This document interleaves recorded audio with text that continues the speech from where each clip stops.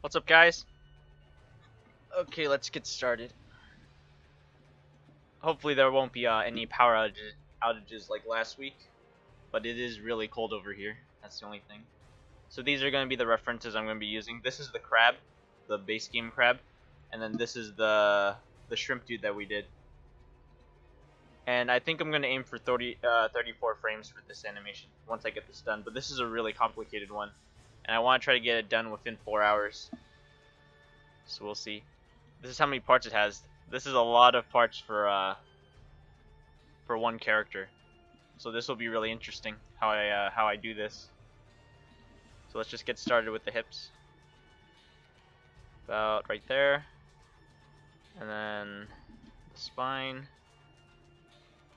Something like that. And each of these legs I'm probably gonna have be an IK. So then this leg, and then I'll IK that.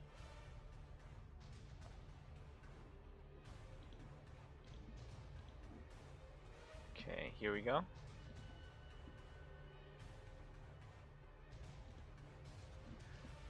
What foot is this? This is the left leg IK. Let's name these. So now if I move this, this should behave appropriately. Yeah, that looks good. Cool. There's gonna be a lot of bones on this one, so I gotta be careful. There's not that much meshing, there's just a lot of bones. So we'll see. What's up, Akale? How you doing? This will be an interesting one, because I want to make sure this one's definitely way more involved than any of the ones we've done before, because this is a size 2 creature. So he's got to look close or on the level of a hero animation.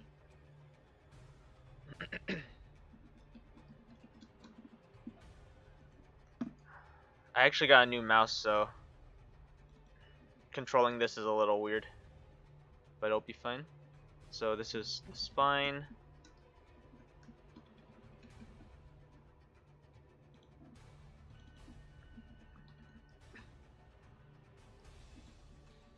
Okay. Let's do the rest of the legs because that's easy. This one's probably not gonna be IK. So this one.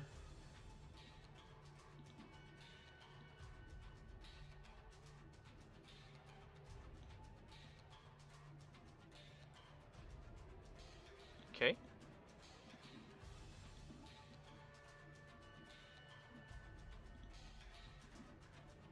Right there. This one is leg right.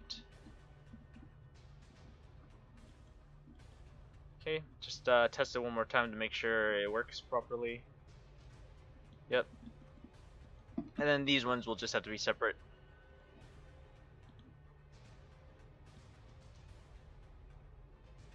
Like that.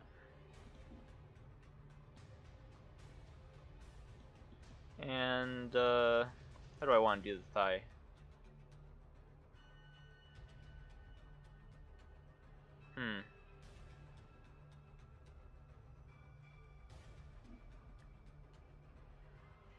I'll probably have it connected to the hip. So just like that. I think that'll be good. This poor angry crab.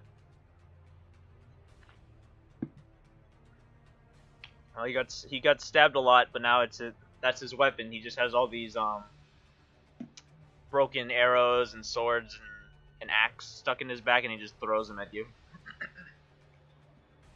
He's like I think the concept I came up with him was he was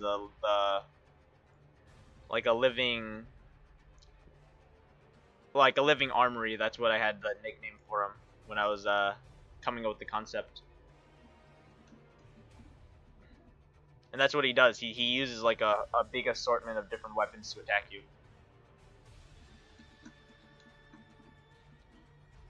Okay.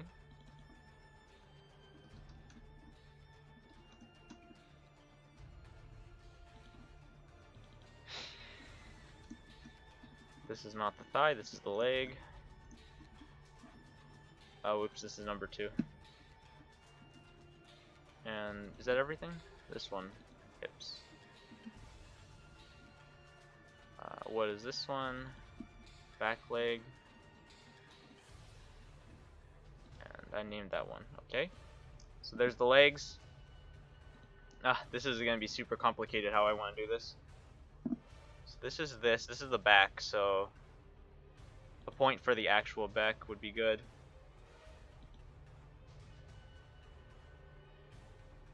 Where would that go? I'd say right there.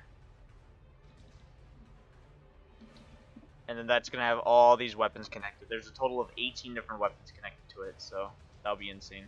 This one's going to be an IK as well because he's not going to let go of the weapon, and I want to make sure that this arm behaves appropriately for that.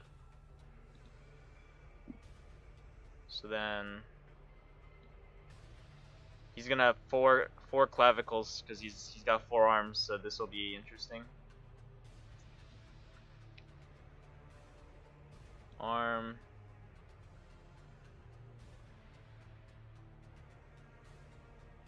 Okay, and then connected here.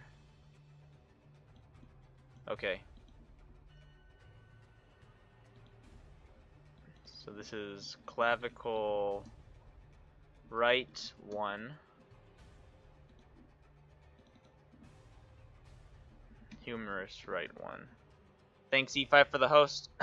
He throws them at you? Sounds skivery. Yeah, he's like a poor man's skiver. Like, he doesn't throw actual spears, he just throws a bunch of broken stuff at you. But they still hurt. They don't hurt as much as skiver, but they still really hurt. I think it's because this is an enemy with 2 actions. That's like a big theme I have, is a lot of enemies have 2 actions instead of 1. They're kind of like the PvD guys. The quick effects where they have an additional action. What is this? Arm. So they, a lot of it's interesting how that works. So dots are a lot more effective against them because they move twice, but stuns are less effective. And debuffs and marks are less effective as well. But he attacks twice, and each attack hits just as hard as a regular dude, so he actually does a lot of damage. What is this? Spear. Hey Arn Grim, how you doing? Yeah, he has 2 actions. It depends on the transforming character. If the transform isn't really that different, like he just switches weapons or something, then you don't really need to make a new skeleton for that. But like something like the Lami or the Abomination, where he becomes like a completely different creature, then yeah, you need to have a separate skeleton for that. Another IK, here we go. I'm getting a hang of these IKs. I've become an IK pro. At least I hope.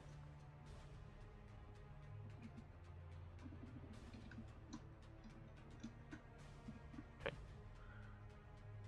Also, can they stay in that form out of combat? If they're a hero, then no. That their idol is always either human or their idol will always be whatever it is, like the human idol. Nukem, yeah, it's a damage race.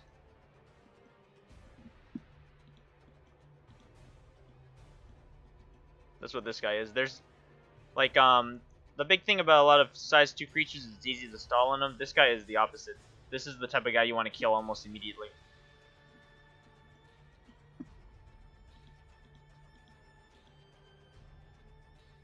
So this needs to get connected to this spear. Where is that? There it is. Spear, where is it? There it is. Okay, so now if I move this, the arm should move with it. Perfect. Okay, that's good. I like that. Okay, let's do this arm.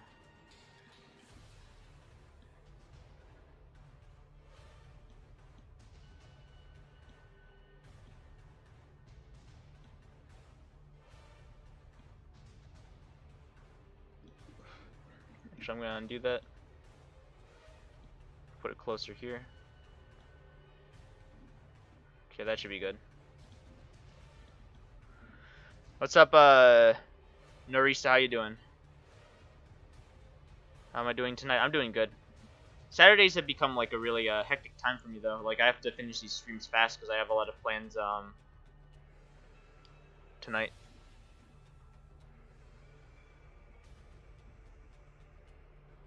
I was wondering sometime, are you going to have unique music for this dungeon or just use the Cove music? I'm gonna use the Hamlet music because I'm not a I'm a 2D character artist. I'm not I'm like a musician or anything, so I can't make like good music.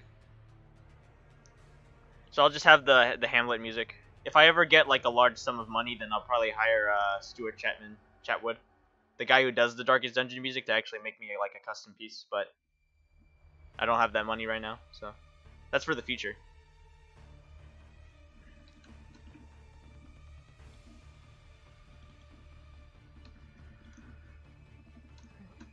What time is it? It's been 13 minutes. That's fine.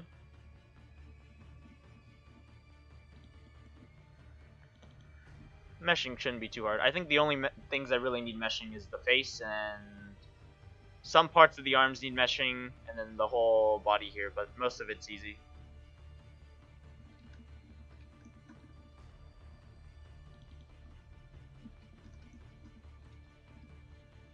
This will be a fun one to animate though. I think this is one of my favorite characters for the Abyssal faction. I just like how he's like this angry crab with a bunch of weapons stuck in him.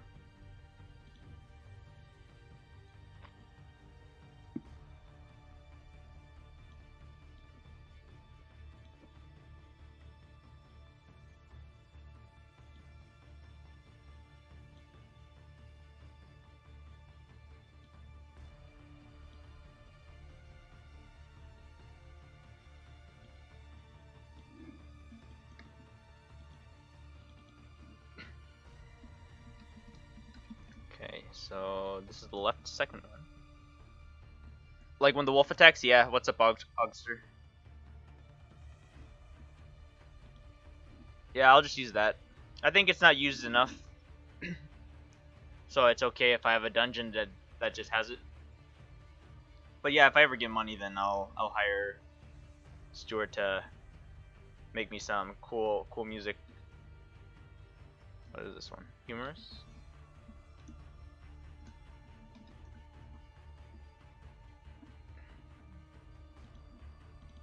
And then the other arm,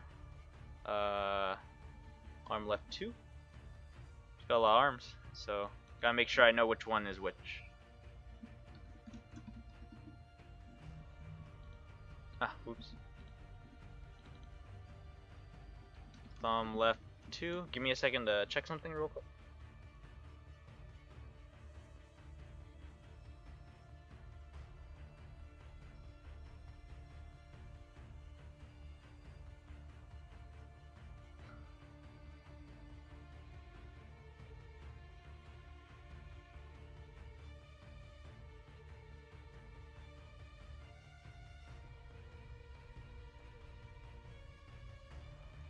Okay, cool.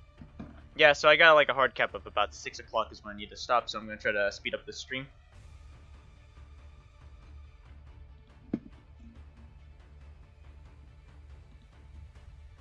Let me make sure this works properly. Oops. Yeah, I connected this to the wrong bone. Whoops.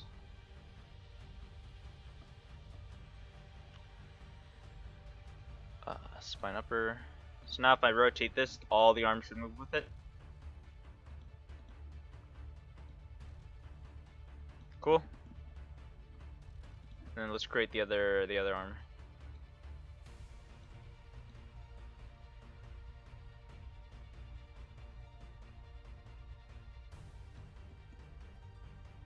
Okay, there we go. And there's the palm. Thumb. This finger. And this finger. Cool.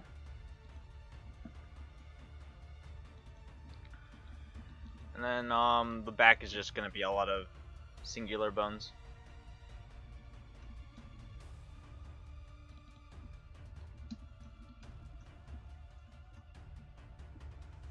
So occultist next, I suppose. Yeah, for next week. Yeah, it's gonna be like a harpoon cultist. That one's a cool one. During playtesting, it's interesting how you have to adapt to playing against that character. I've almost lost heroes to that character multiple times.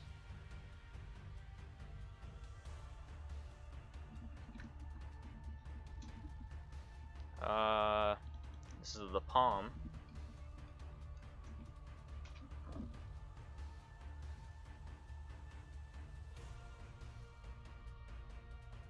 Sorry, I gotta check some messages for tonight.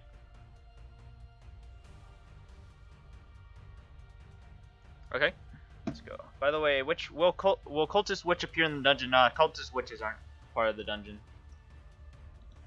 It's a lore thing.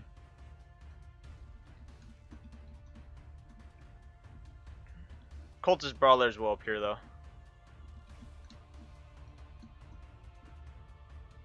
I think seeing them with the huntresses side by side would be neat.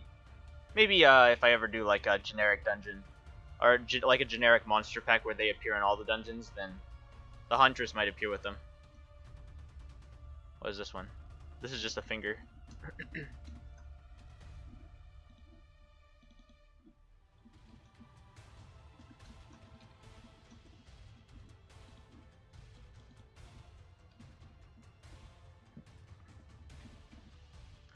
This isn't the pinky, this is the thumb, so I got make sure I named that.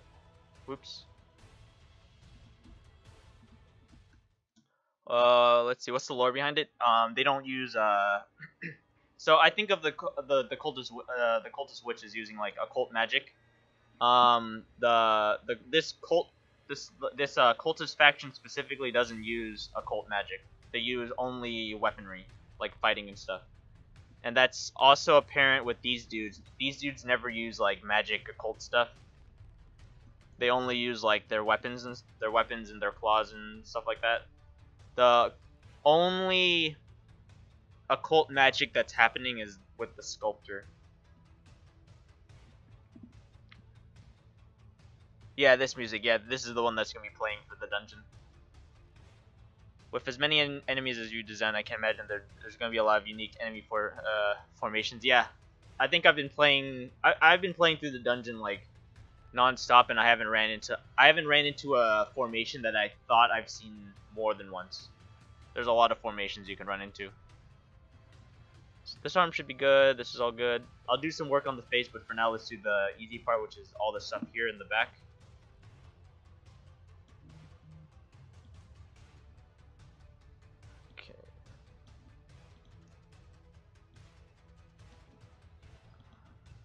This one has to be boned like this because the axe is gonna move as such.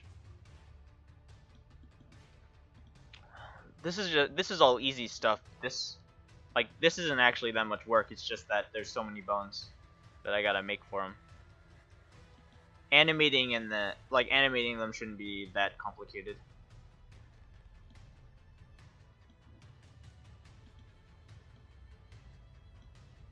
Oh, there's one over here too.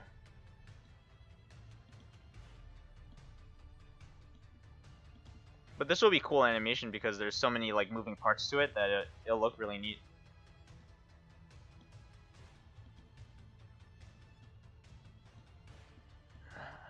That is ludicrous. I can't wait. Yeah. Yeah, 5,000 enemy comps. Yeah, that's what it is. There's a lot of enemy comps you can run into. You'll see some familiar ones too, though. Like you can see ghouls and maggots and stuff like that. You can't see regular spiders. Those got replaced by sea spiders. I draw them as one whole thing, then I separate them into pieces. So this character I drew as one big thing. Like I drew the whole thing once, and then I separated it into all these individual pieces. That actually took me forever. That was like a few hours of work, separating this into like a billion different pieces.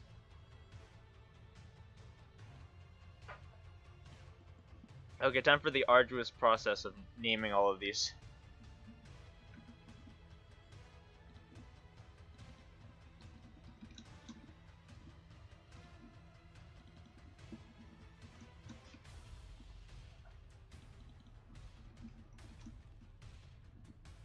Jesus.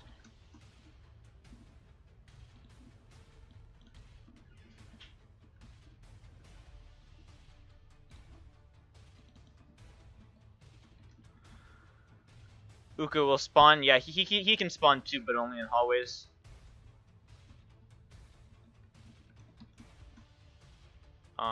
Seven.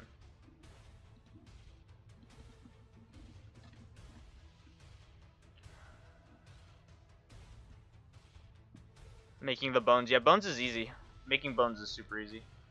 It's the meshing that takes forever because you gotta find the balance between all the bones controlling it, and then animating takes forever because you gotta make sure you make a good animation. And usually for me that means I have to do a lot of like trial and error. Did I name this one? I did. So, okay, so this sword should be number 11 if I did everything right, which it is.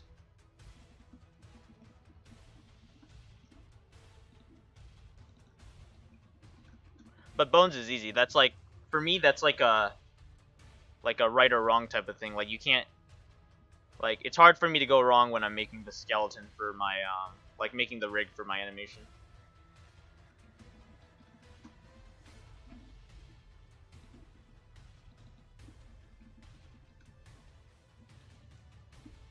Copying weapon dash might make that easier, but you have to control V and type the number.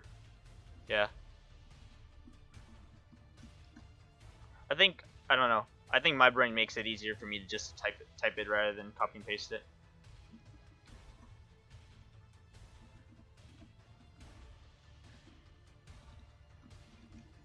Weapon 17. Okay, final weapon. 18. There's this whole back just filled with random weapons.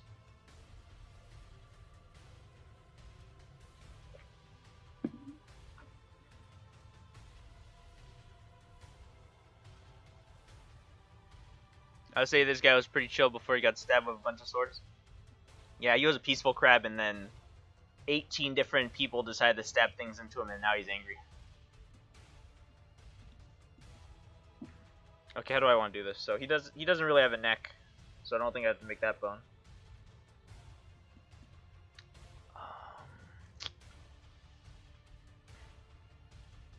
I think I'm just gonna make. I think I'm just gonna start with the mouth. So that side of the mouth, this side of the mouth. Oops. These points of the mouth so that they stay still. I think I'm gonna have the teeth connected to this as well. A breathing control because he has to breathe. And yeah, sure, let's put one there too. His eyes.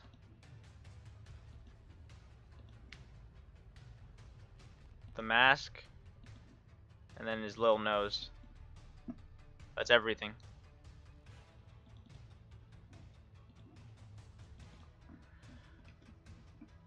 Okay, so what is this? Mouth right. I think that's all the bones, if I'm looking at it correctly. Oh, I still gotta do this stuff like these shell pieces here. I still gotta do that.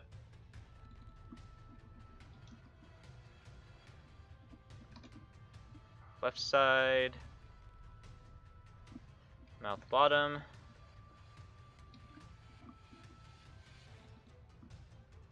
What was this one, darn it? Oh, this is the top of the mouth, that's what it is.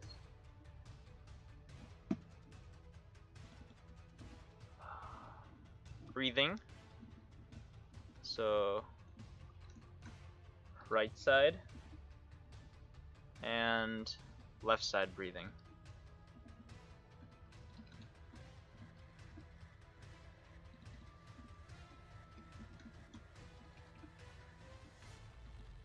So it'll be an interesting animating this. This shouldn't be too hard though because I've set it up in a way that this should be actually really easy. Nothing super complicated there. And then there's one more, which is the mask. Okay, so let's do these. So for the chest, and then these will all probably be connected to the lower spine. This one will be connected to the hip. And I'll probably want these actually as bits as well, like hanging bits.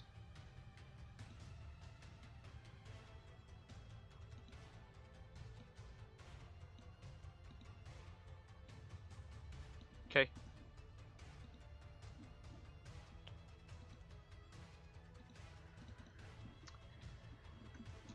Bit 1. Bit 2.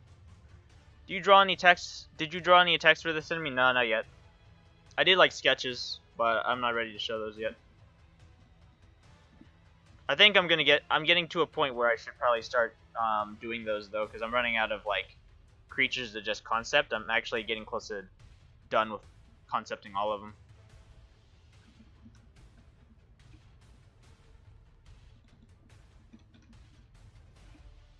Okay, so these are the pecs. This one's the pec. There we go. And these are abs. And then that should be the whole skeleton, and then we can get the meshing, which should be simple enough. It's the animating that's going to take forever. Did I name something abs? Yeah, I did. I forgot the number. Give me a second to check a message. I'm actually very hyped. Most of the line art is done. Yeah, for sure.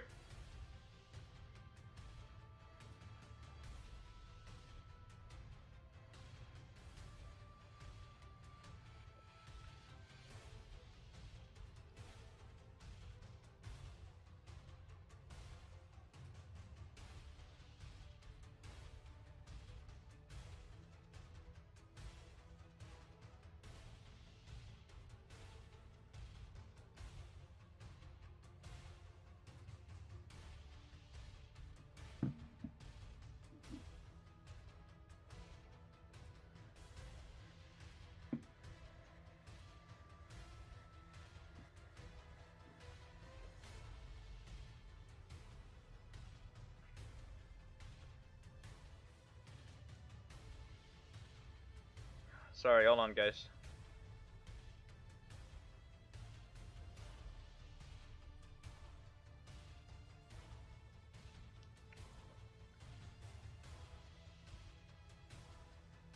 Okay, so let's get the meshing. That should be easy. What's up, E5? How you doing? Okay. Let's get this face done.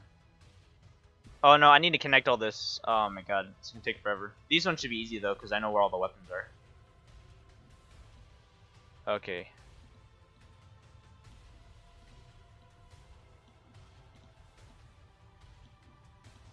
This arduous task.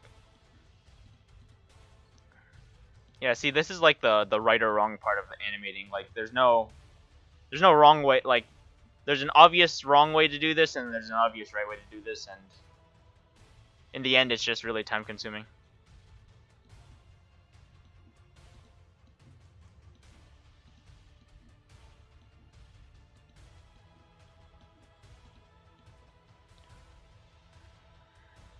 How you doing, E5?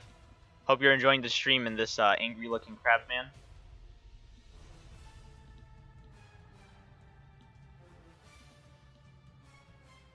Okay, that's all the weapons. I didn't actually have a place to put the forehead. I don't know where I want to put that now. I'm not going to have that be controlled by anything, though. I'll probably just connect it to...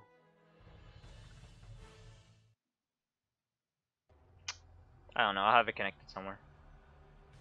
You know, I'm going to make a bone for the head, actually. That'll just make it easy.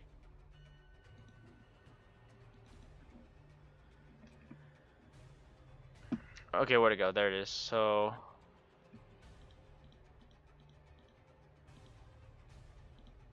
these all connected to the head. I named this wrong.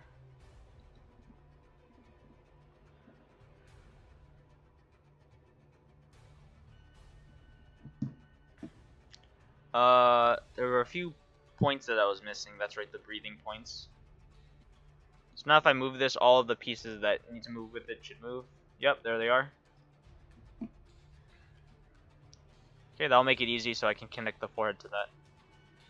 Oh my god, there's so many parts. I guess first of all these should connect to the hip, so I'll just move that there.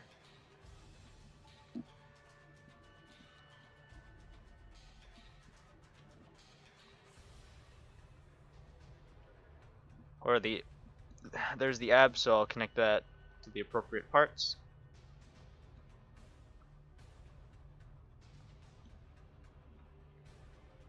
But yeah, I've been testing mini bosses recently, and so far I haven't beaten any of them except for two of them. I've beaten two of them, but that was like super close. I almost lost heroes to those ones.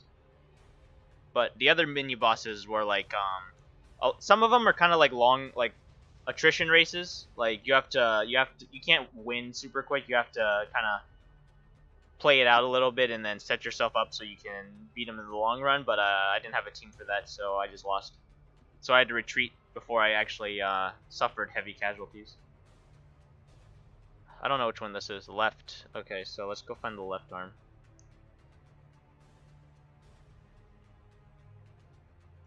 Here they are. Okay. And the same.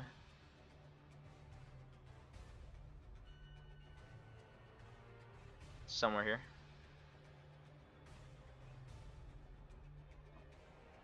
Probably missing it. Here it is. Oh, it's closed. Why is it closed? Kinda sucks. Okay, there.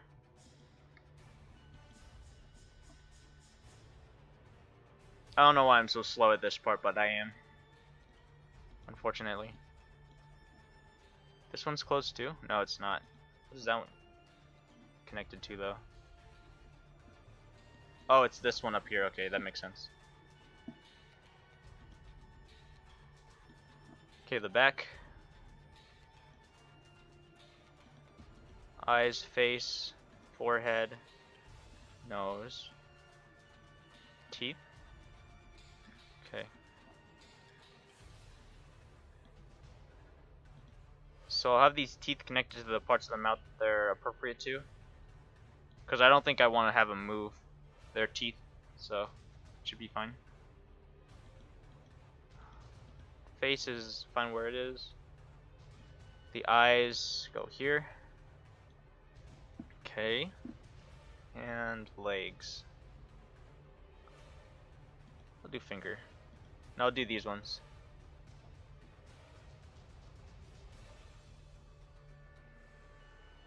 Left, humerus. Cool. No, it's finally a true challenge, yeah. What kind of mini boss are the Templars going to be like? They're shuffle. They shuffle around a lot, and they can pair up with a lot of the other mini bosses. So sometimes you can find them paired with a mini boss that doesn't shuffle. But they shuffle a lot. That's what they do. The archer one is a marking character, so it marks and then destroys whoever's marked. And then the shield dude is he also does mark damage, but he doesn't mark, and he also utilizes Aegis, so he can become a lot more tankier than expected if you don't have like appropriate ways to remove Aegis.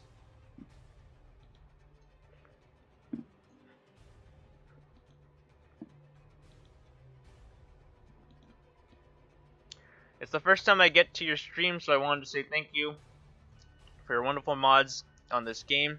They are so well thought, and the gameplay addition is flawless. The Thor has become one of my all-time favorite classes of DD. Thanks, dude. I'm glad to hear it. Do you mean finally? What do you mean finally? I panic at the sight of pelagic guardians. Oh, I get it. Yeah. It's gonna be a tough dungeon, for sure. You'll definitely need to, you'll definitely have to fail a lot to really get a grasp of how the dungeon works.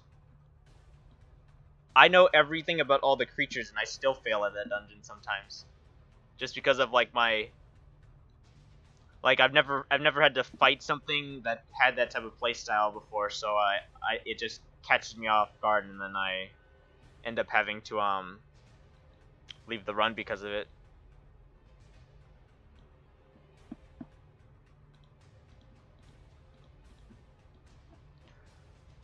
Okay, so let's put these down here.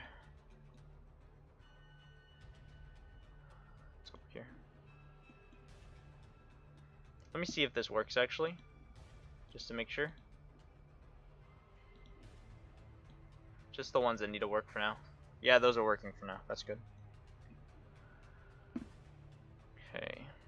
Let's get all the thighs down there as well.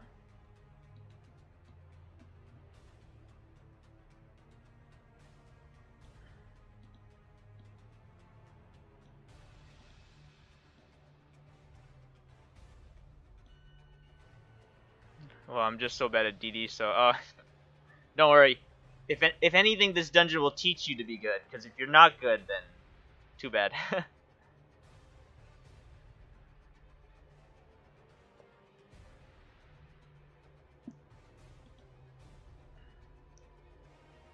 Okay, the swords.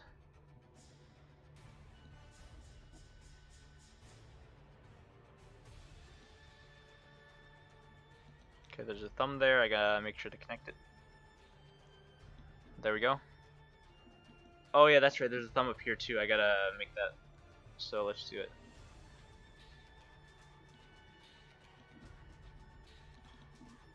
Thumb right.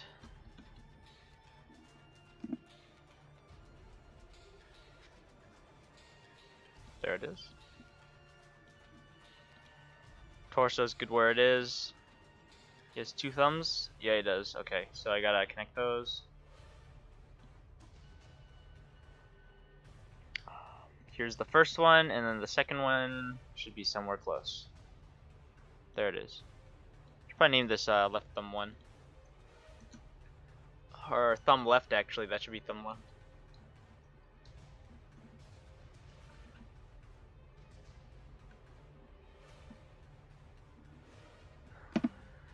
Named these kind of bad.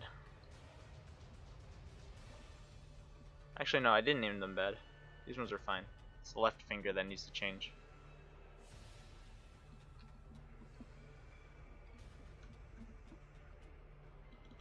I'm pretty OCD about the naming of my bones, just because I can get lost really easy in this mess. The Get Good dungeon, yeah. Is it possible to code an attack like Wolf Bomb to act like a bleed tick? It blows up before the enemy can attack. Well, you can't program it to like cause all the bleed damage immediately, but you can set up something like the Wolf Bomb. I have a few things like that.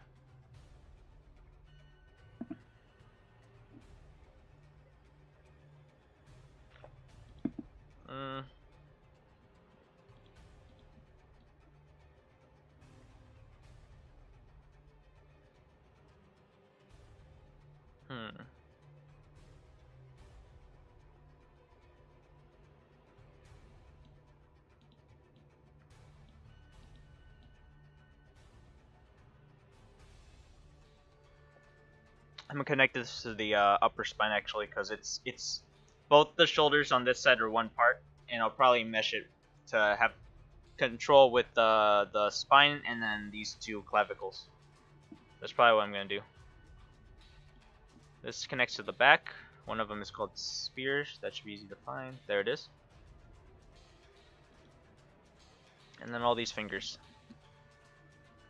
Okay, and that should be everything.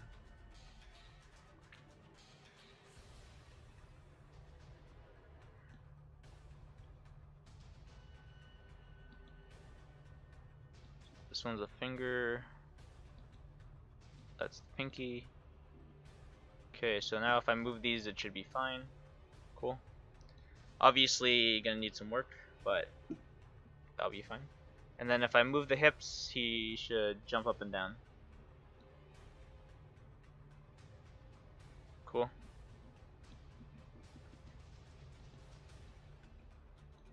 Okay, everything looks good, so let's get to meshing.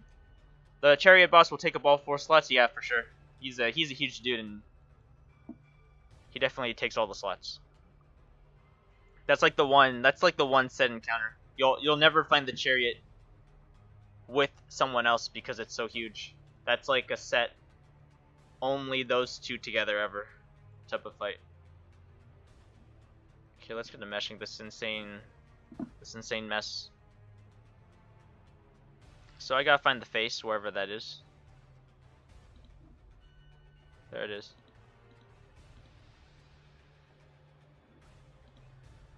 Okay, so let's edit. I should probably save. That's important.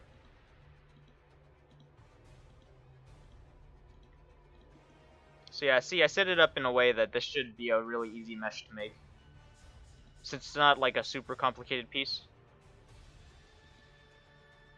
This mouthpiece is probably gonna need a lot of bones though, or not bones, but points.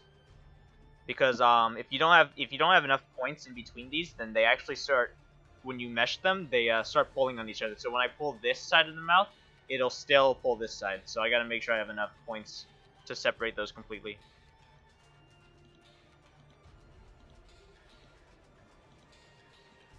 So then I go in and double it up.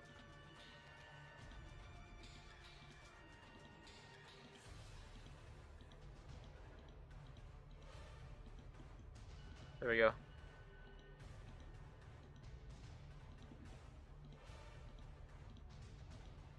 Okay.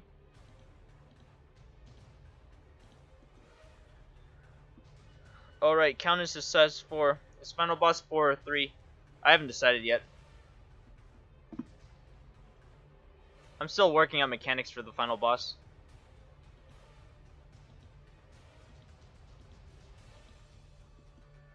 Okay, so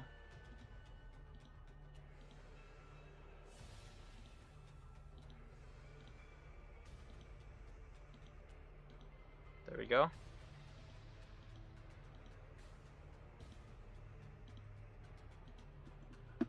And let's put some there. I think that should be good. So delete the outer ones. And then bind this. So it needs to bind to...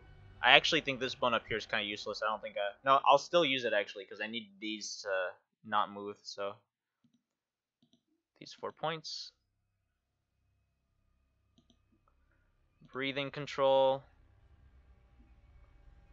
And yeah, sure, let's go with the head too. So seven points in total, 7 bones, which is pretty tame. Final boss of the base game, sorry. Yeah, he's size 4. How you doing, Pokedo? The heck is the thing pulling it? LOL. Oh yeah, for the chariot. Yeah, it's some enslaved beast. How they enslaved it, I'm not sure. They just did.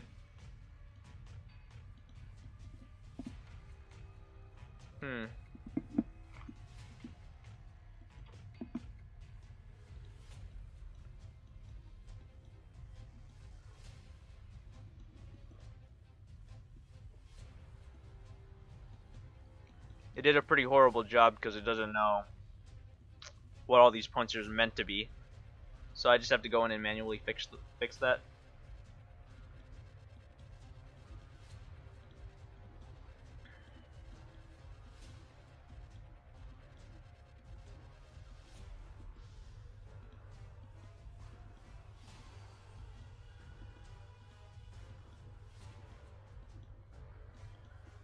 Support Marvin on Patreon, yeah. Hooray, Nightbot's doing something good and not smiting people. Yeah, if you support me on Patreon, you can get all the juicy leaks of stuff I post.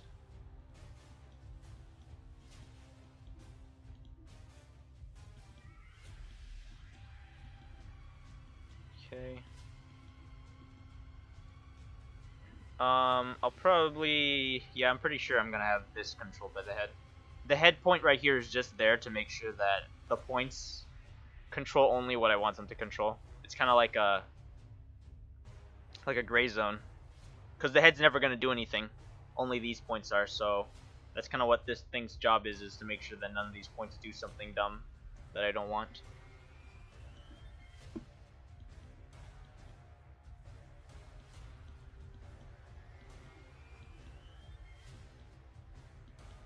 So obviously the controls for this is going to be super janky, but I can fix that with some tuning after I see what I want changed, so it should be fine.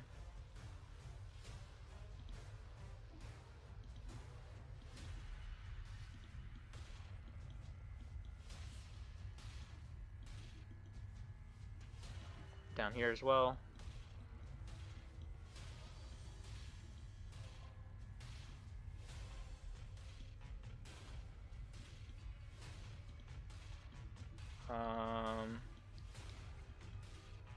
Okay, let's give that a try. This is probably gonna be really bad.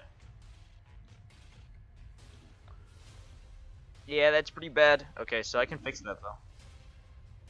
So it just needs control, a lot lighter controls all over the place.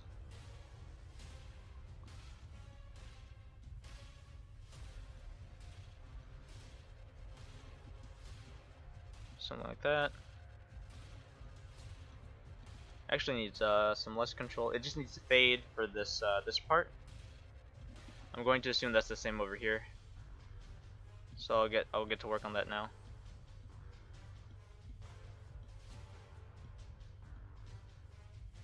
Probably not there though.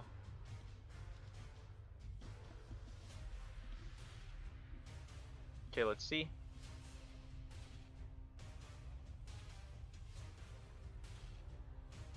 Could use a little bit of work.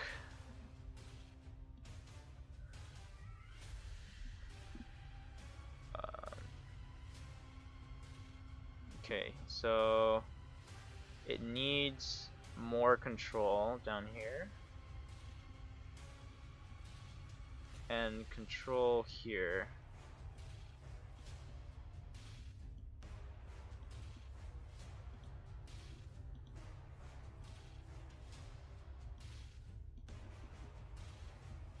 Needs this one too.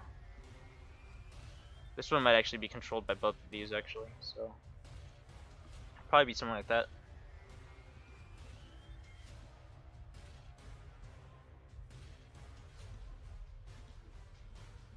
So needs this.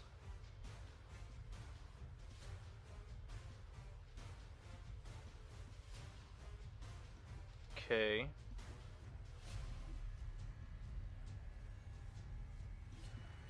I don't like that it's controlling that, so I can remove it.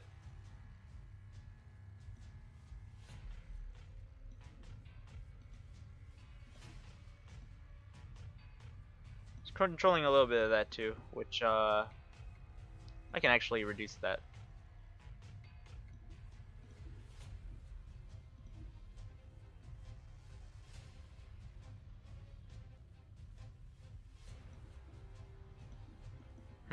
Tough. So just a little bit of fine tuning to make sure I like this as much as I can.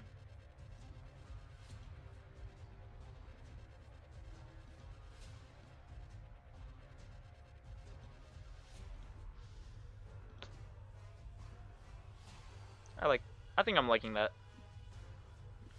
I don't think it's ever gonna move that much, so it should be fine. Okay, so this side, yeah, that's a mess. So let's fix it. What's the problem? Let me check one more time. Okay, it's this right here. It doesn't have any control there, so it's blocking a lot.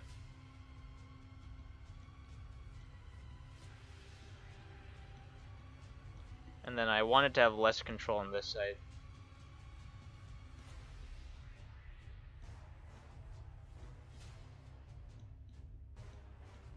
Just control all the way up there too. Is animating in Spine Pro hard? I wouldn't say so. It just takes a lot of experience to understand the tool, and then once you understand the tool, everything becomes a lot easier. It's time consuming for sure though.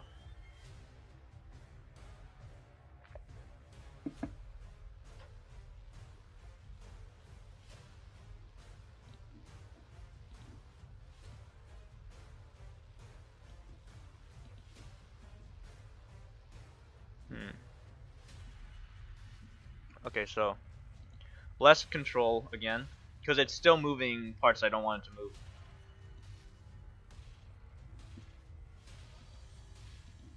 And there's one more thing. This is gonna be hard. So I just want almost absolutely no control for this thing.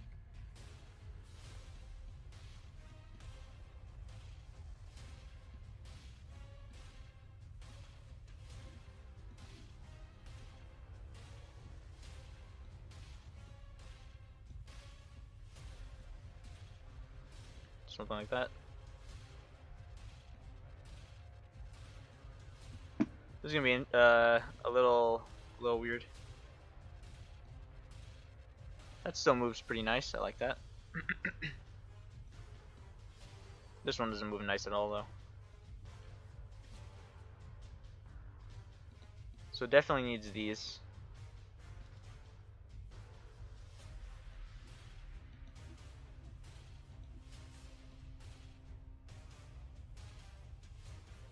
This will just have to be really light then. I think that's what it's gonna have to be. Is this part of the mouth can't move as much as the other side of the mouth.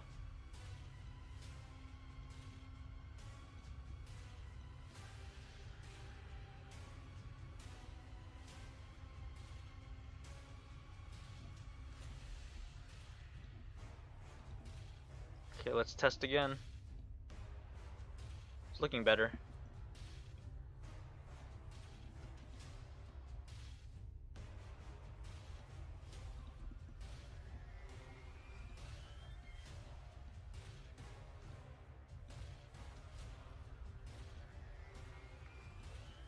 Okay.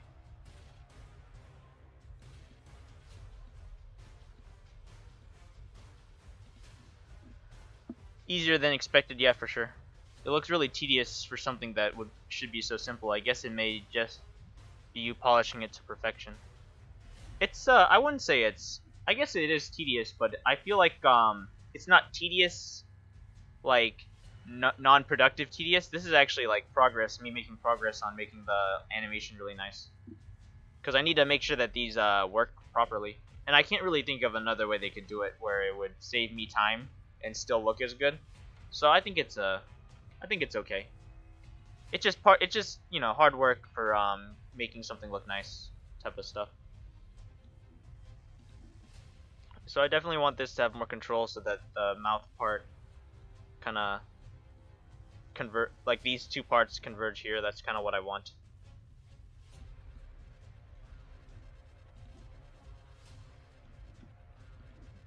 Let's not do that.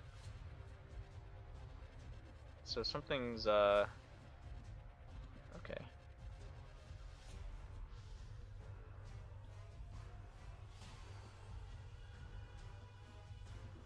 So let's do that. Too strong.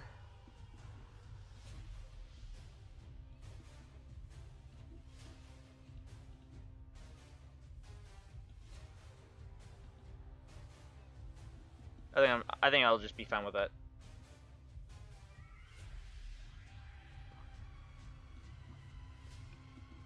Looks good to me. Next, I gotta see how these look when I scale them. Could use more.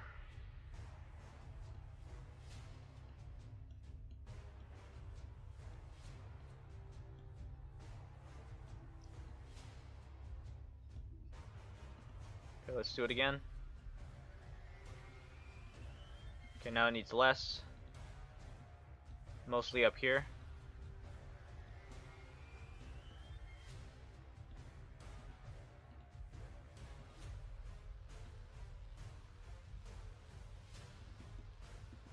I think I wanted to have a lot more control over here as well.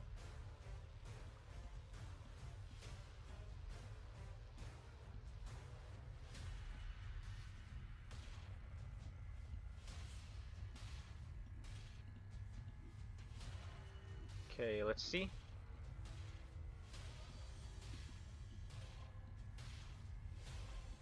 Good enough for me. This one, yeah, that one needs some work.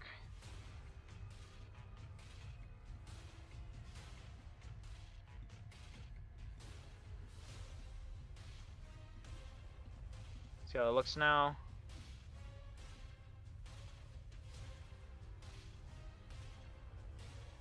I think all things considered, that's pretty good. Okay, so that part's done. Hold on, I got a text for tonight. I gotta check that real quick.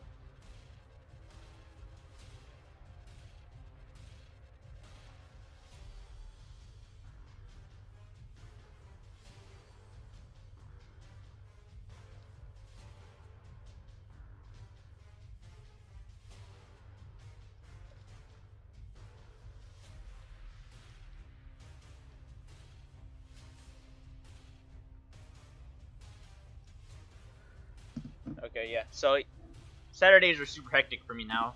If you came to the stream before I've announced it, it's getting pretty hectic because I have a lot of new plans that I have to do on Saturdays. So I'm gonna have to try to do these streams really quick, at least as quick as I can, while maintaining quality. So I'm aiming for like finishing this at 6 o'clock, which is looking good so far. And then this part doesn't matter because you're never gonna see it. This one's actually gonna be super simple anyways, so shouldn't be too much trouble.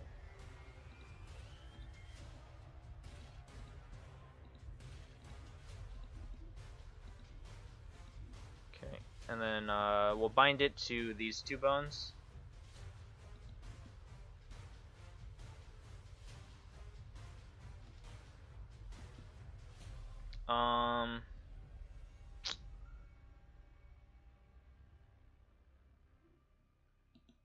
Yeah, we'll connect it there too.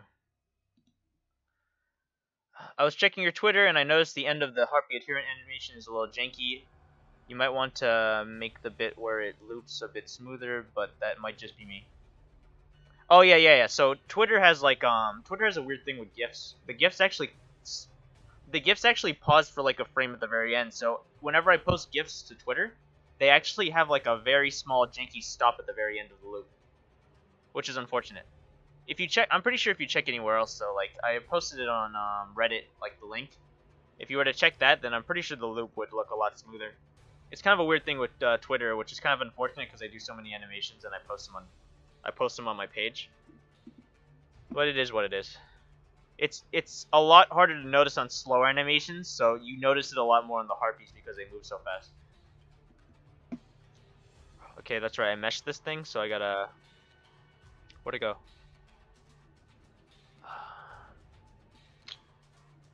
So let's change the weights on that. This one should be relatively simple.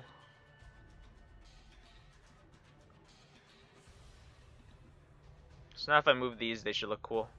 Coolish.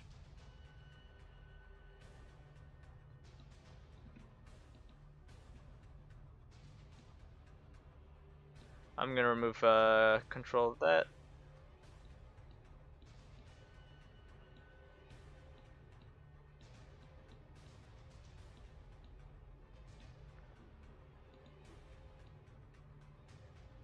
Okay, now it needs control back in some areas.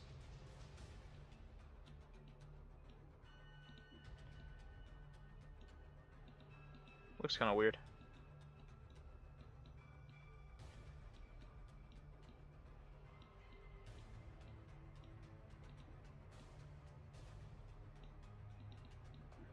Yar. Okay, I think that's fine. What do you think of MO's custom hero resizes? Some people are mad because he doesn't get permission from mod authors to resize their customs thing. He also did your Falconer. I'm aware. As long as it's not like as long as it doesn't like give a negative view of my mods, I don't care. But I can understand why other people would be kind of against him doing that without their permission. It's kind of like, if you think of it, it's like if I made like a. It's like if I made something promotional for something I'm working on, and then someone said that they're gonna take it and then remake it into what they think is better, and just give me credit without actually asking me. That might actually make me kind of mad. But I came into this understanding that this is the type of like community where, you know, it's a modding community, so you just make custom stuff and let people play with it. And I get like comments like sometimes where people are like, I changed the gameplay of your character and now I like it like infinity times more. And I can understand why, because this is like modding. So modding is you changing the game so that it's more fun for you. So I don't mind that people are doing those changes on my stuff, but I can understand why other people wouldn't really be happy with that. Thank you for the amazing mods. I really like to throw out thanks, dude. I appreciate all the I appreciate that people are having fun with my mods. It really means a lot to me. So I did that.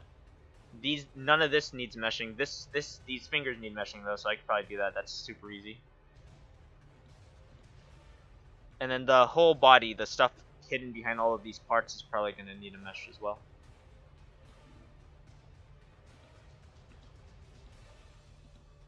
But yeah, this isn't like something I'm making for money, you know. Like, this is like my free time working on mods. And I know that since this is a modding community, people are playing with these mods for their enjoyment, so I'm not going to be super sticklery about when people make like custom things off of my mods without asking permission. It's, as long as they give credit, of course. They don't actually take credit for themselves. And as long as the mod that they made isn't offensive, or it doesn't like tarnish the image of the original mod at all. Which I don't think that mod does that. So I think it's fine for me. Yeah, it's not mod theft. It's like a mod for a mod, and neither of you make profit. Exactly. He's not like putting at the very bottom in big bold letters like, if you like my mod, donate to me, because then that would actually make me kind of angry that he's trying to make money off of my mods. But he's not, so I'm fine with that.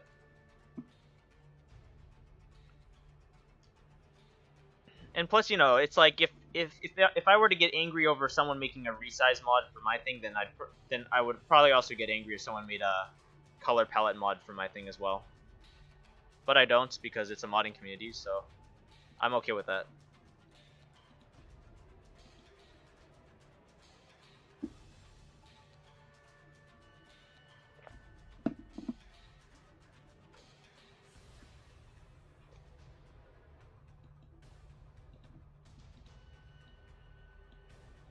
Ew. So let's fix it. Gives control to the weirdest places sometimes.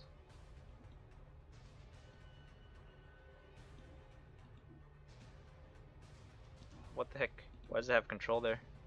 Oh, there's one little point down there that's doing it. That sucks.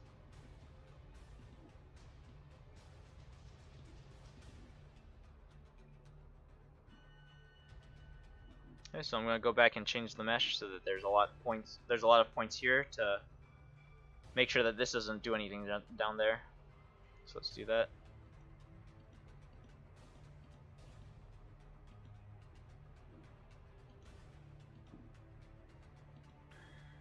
I don't need to bind.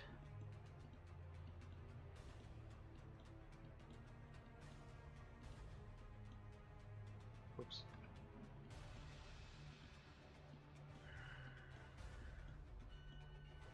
That should be fine. Yeah, that's pretty good. I'm fine with that. I'll do the same for this one. I think it's not okay, especially since this S-Purple is openly against taking assets like that. What's up, Calamity Cats? How you doing? That's one is infuriating to me. He did specify he didn't want a remodel or any changes to Omen Seeker's original mod, and there is one. Yeah, so that's a problem, is that if the mod creator himself specifically says that they don't want modifications on it without permission or so, and then someone just does it anyway, then that's a problem. But for me, that's not the case. But I can understand in S-Purple's case why that's not okay.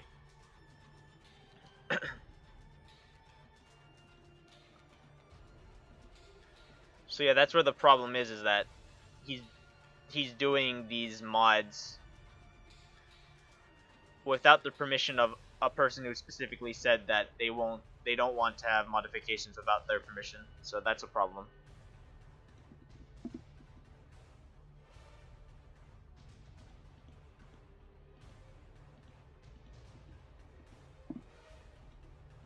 Okay, delete these.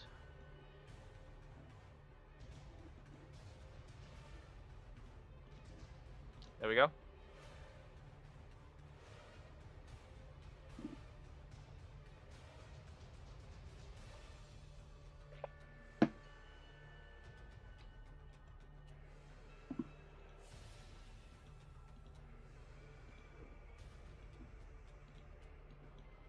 It's kind of weird it didn't auto-calculate. It's only 2 loans, but whatever.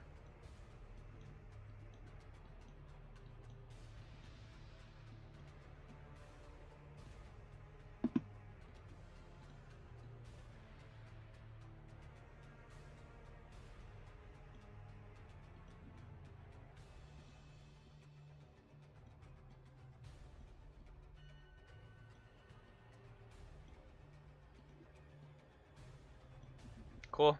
Good enough. Although should be fine. This actually needs to have a mesh as well. So I guess we'll do that.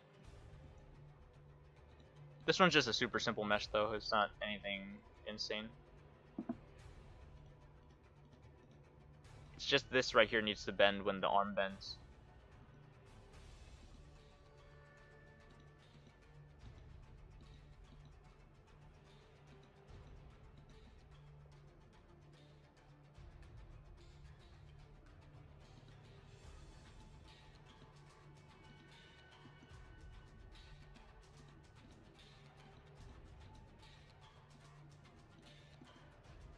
And some stuff here. Make sure I put a lot of points here to make sure it doesn't do anything crazy.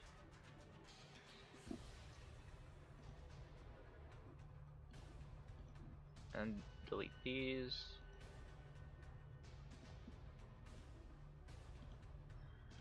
And then bind it here.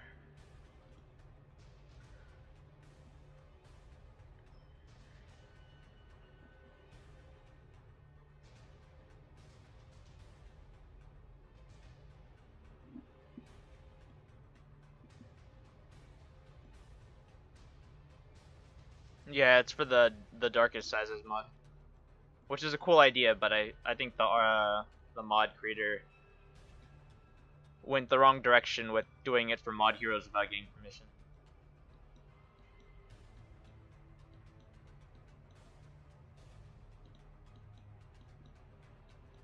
Okay, so I guess I'll see how this looks first before I do any changes. That's not too bad actually. That might just need little changes like when it does that.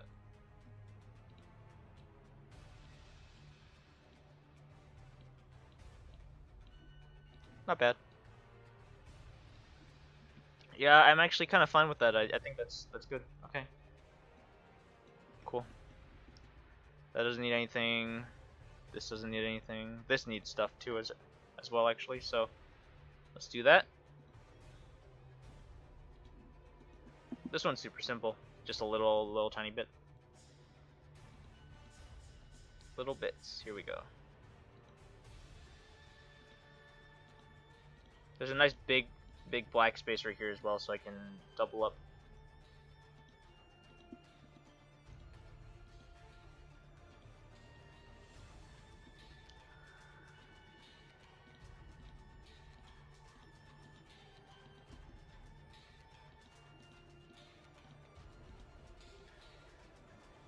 And delete these little bits. That should be good.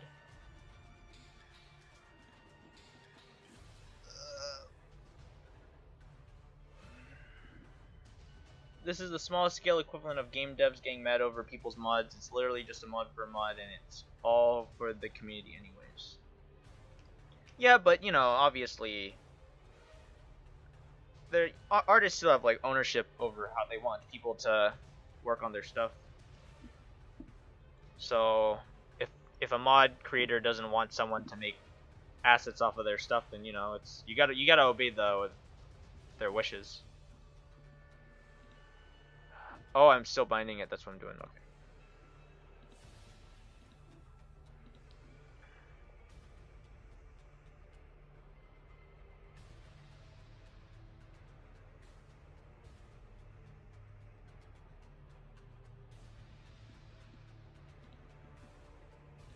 Okay, so let's start adding these. It didn't auto-calculate, which is fine because it would probably would have done a really horrible job actually. Seeing as this is like a almost perfect, like this is almost the right angle, so it would have actually probably put a lot of control on red over here, which is not what I want at all. Okay, so let's test it, see how it actually looks.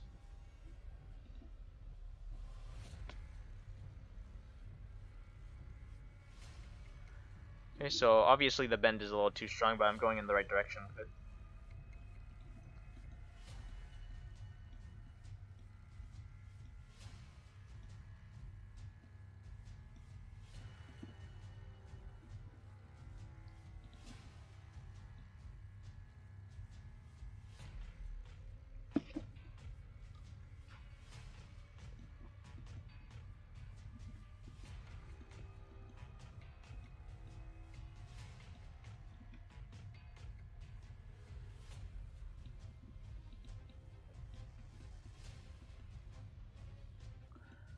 Okay, let's do the whole body.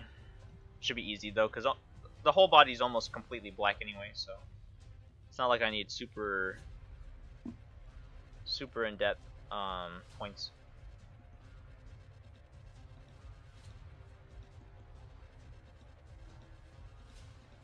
I don't think this is ever seen, so I don't have to worry about that. I don't think this is ever seen either.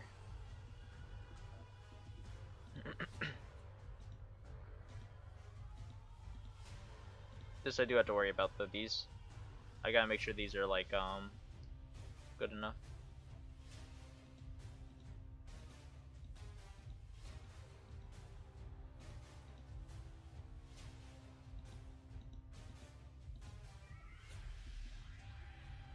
So let's delete that, so because that's kind of unnecessary.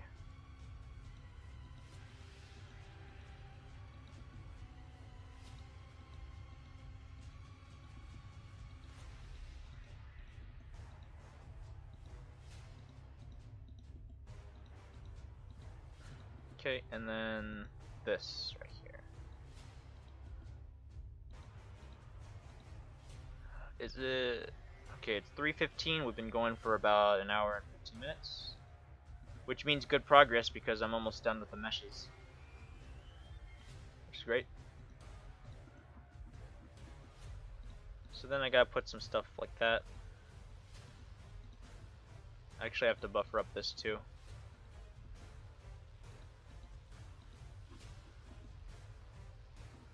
That should be good enough because I don't really need much more.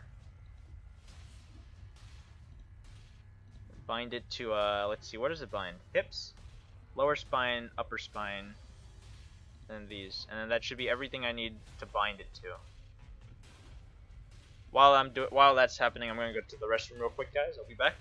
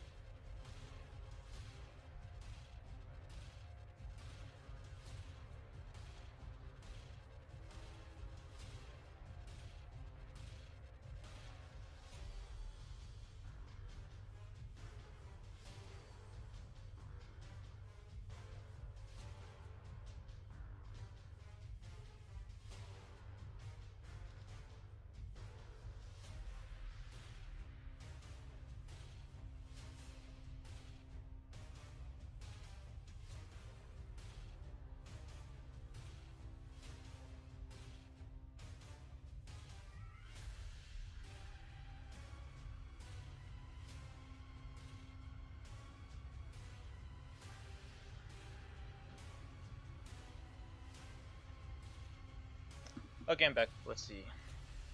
I have to wonder though, would it be ethically okay for someone to mod a mod for personal use? Like if it's not sharing. Yeah, I think that's fine. You're not making any profit off of it. It's not gonna tarnish the image of the mod because no one's ever gonna see it. So you know, I think it's fine. That's like if someone made, you know, fan art. If someone made like fan art for some IP that's owned by a really protective company, but the protective company never sees it, then you know it's like, what's the harm in making that? It's the moment when you share it online that things can get messy.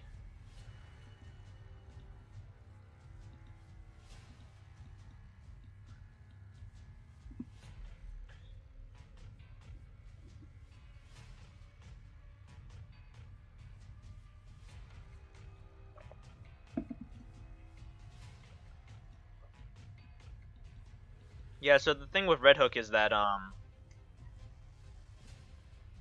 they allow mods because they made modding available, and then you know modding means that you can edit the assets and they're okay with it.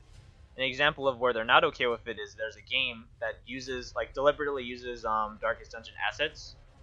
They didn't have any permission. It's not a mod because it's not on the Steam Workshop. It's actually like a legit game you can download, and they just ripped assets out of the game, and That's not okay. So Red Hook is currently working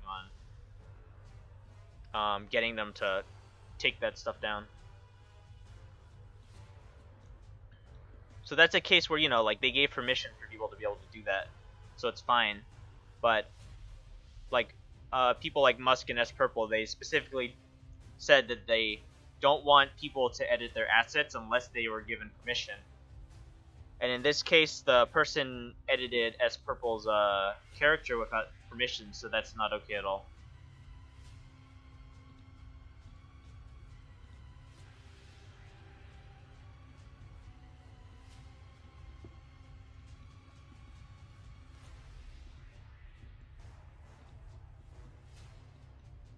This is gonna be a mess.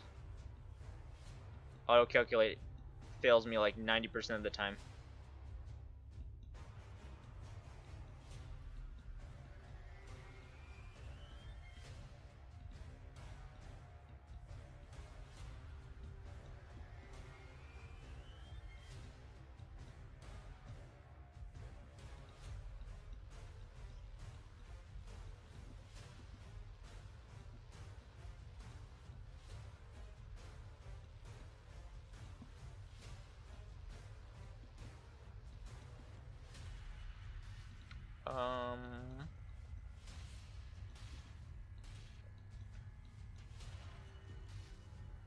Should be close to finished.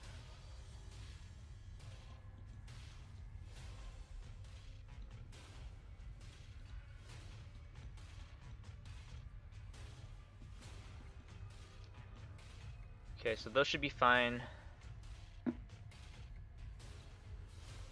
Let's see how it looks.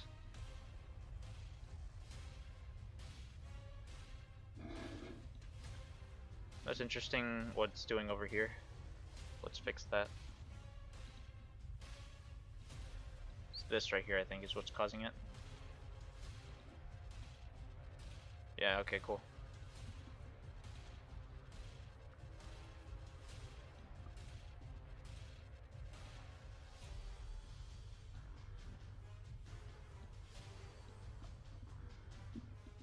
It's kind of hard to see what's going on because of all the bones in the way. Yeah, dungeon survival, whatever that game was. Do 40 to 80 damage. If he crits twice, he could. He has a lot of high damage attacks. But okay, so the caveat is that he has a lot of high damage attacks, but most of them go to rank 1 and 2. He has a few attacks that can hit rank 3 and 4. So there are ways. But he also has a lot of ways to lower defense, so a lot of your frontliners might end up taking a lot more damage than you would think. But that's the caveat, is that, you know, he can't hit rank 3 and 4 as efficiently as he can 1 and 2, but that doesn't mean he couldn't, like, destroy a character in rank 3 or 4. Sometimes he could just decide to crit stab someone in the back, and then you have to worry about that. But usually the person you have to worry about is rank 1 or 2 when things start getting dicey with him.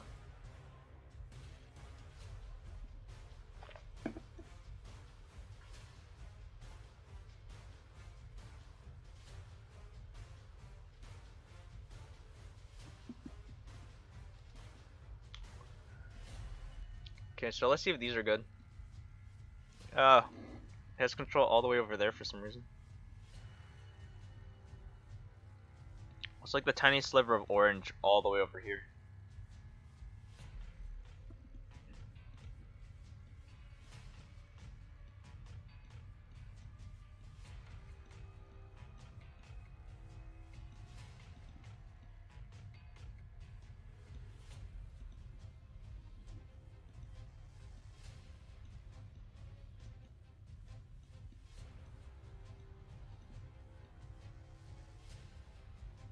Cool.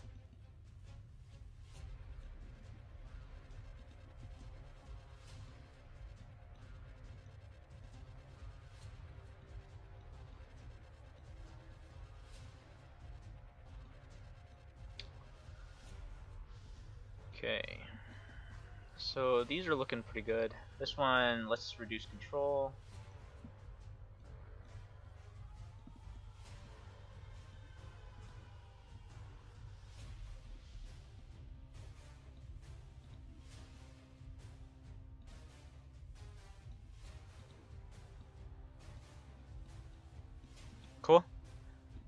How good is Lamia in the dungeon? So it's a interesting thing. She's really good in the fact that she can cure dots, and there's a lot of dots in this dungeon because crabs do a lot of dots, the cultists do a lot of dots, the harpies do an okay amount of dots, but a lot of their dots are actually blights. So usually you bring a lot of bandages because the majority of the dots are like bleeds. But when you fight the harpies and they suddenly do a whole bunch of blight damage to you and you don't have a cure, it becomes a really big problem. Which is why the Lamia is so great, is because she can cure a lot of these dots, and that makes a lot of the damage not there. Like, it removes a lot of the damage you would have taken otherwise. But on the flip side, there's also a lot of direct damage you have to deal with. And the Lamia has a hard time fighting a lot of the direct damage that happens, like a lot of the big crits and big damage that happens on the front line. And on top of that, there's some characters that pull or stun or whatever, and the Lamia has like the lowest resistances of any character, so she's almost always the target of stuns and pulls. And when she gets pulled to rank 1 or 2, that usually means she's dead, because a big thing that happens in this dungeon is all of the really heavy damage happens in rank 1 or 2. So when a character like the Lamia is pulled to the very front, then she suddenly dies because she's so easy to kill, and all of the heavy damage happens on characters that are in the front, especially if she's marked. Sometimes the pole also has a mark attached, so when she's marked, she's almost always the target of all the attacks, and all of the attacks do increase damage against marked, so she ends up dying in like 2 hits. Plague Doctor, yeah, Plague Doctor is actually really good in this dungeon because she can do double stuns, and she's not rendered useless if she's pulled to the very front. She can still do some stuff. You can actually mod in sounds now. I don't know how long it's been a thing, but you can. The reason why PVD doesn't have it is because there's so many sounds you have to mod in that it's really time consuming. So that's the reason why like mods like PVD don't have it. That's something I have to stay on top of with this mod, is I gotta make sure I do all the sounds. And there's a lot of sounds that I need to do. Crab Boy's looking good. There we go. Stand on his tippy toes. Okay.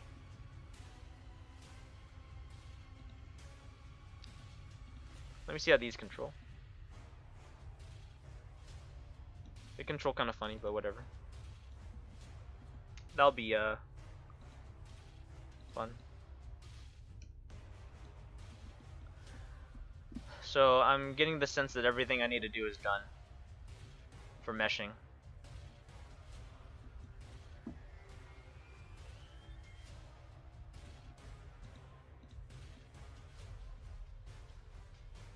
So I just gotta make sure the storm doesn't do that, which I don't think I'll ever do, so I think I'll be fine there.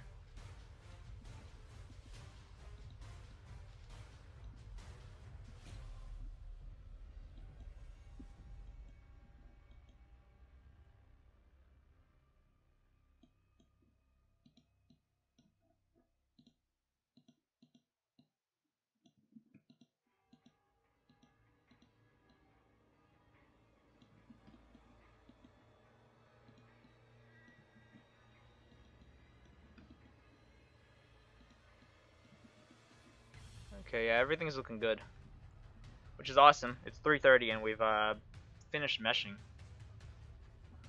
Cool, I guess we'll get to animating, assuming everything's done. Everything looks done.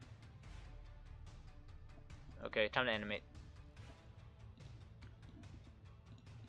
This guy's pretty complicated. Oh no.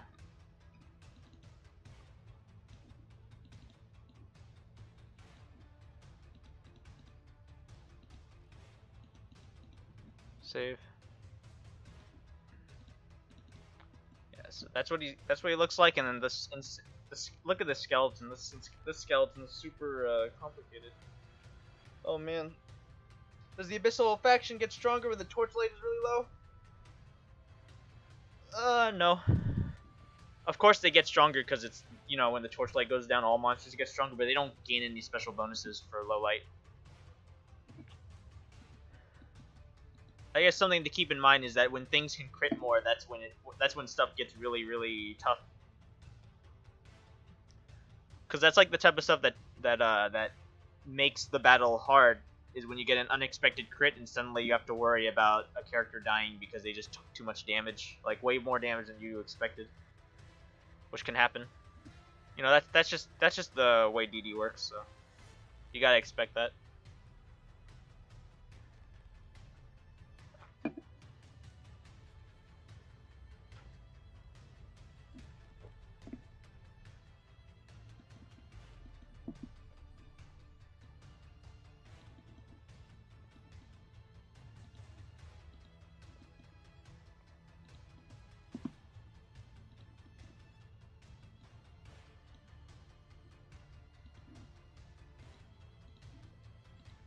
Let's get a cool bounce going. He's dropping low. Let's not drop that low.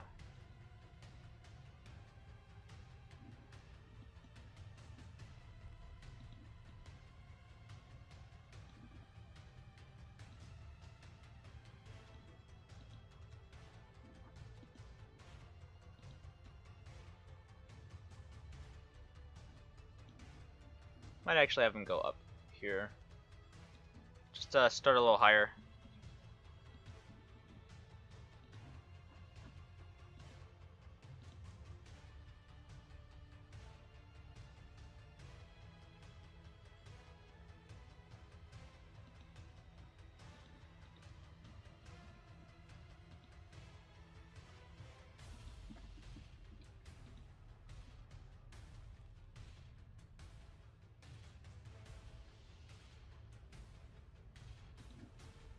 I'll mess around with it. I just gotta figure out the base movement of the body and then everything else should be easy. Looks like everything's keyed at 20, so I guess I'll do that.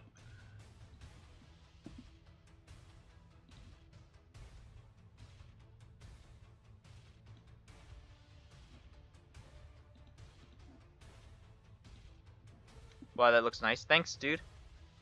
You said Shield Breaker cuts through these guys like butter. Yeah, because of the armor piercing. Armor piercing destroys Abyssals. It does great against Abyssals. It does great against the Cultists to an extent. And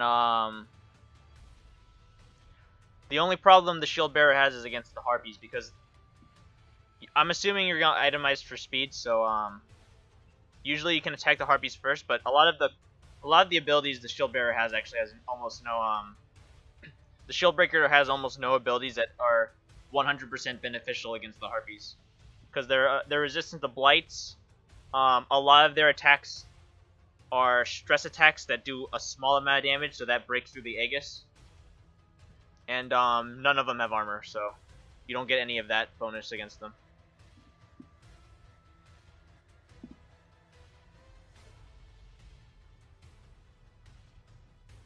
Should be a bit slow. Probably. We'll see.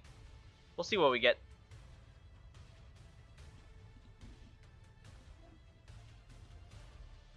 Yeah, that's a lot of movement. So I'm gonna cut that down for sure. So let's cut that down.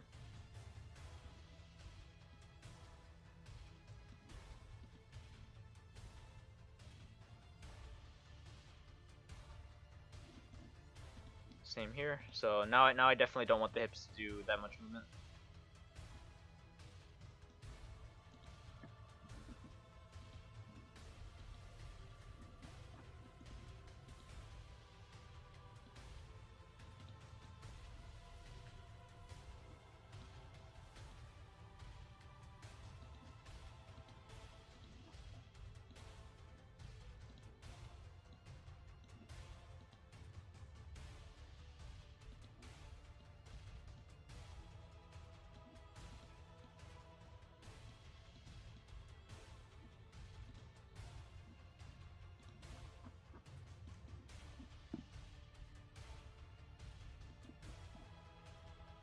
Gonna cut someone though.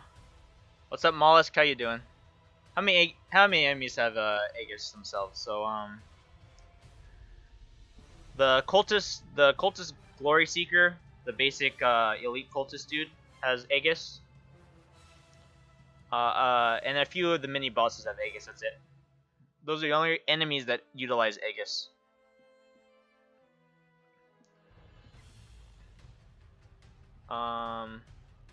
Yeah. It's just let's see. So the mini bosses that use it, the big octopus one uses it from time to time. The Templar, the melee Templar uses it from time to time. There might one of the main bosses might use it. I'm not sure. But you don't find it in a lot of places. I found out through playtesting that really what happens is that it becomes a little annoying if multiple enemies have it. Like if too many enemies have Aegis, then it just becomes a little annoying. But if one or two enemies have it, then it's like, you know, one or two enemies in the comp, then it's just like, you know, whatever. You can play around that a little easier than having everyone have Aegis.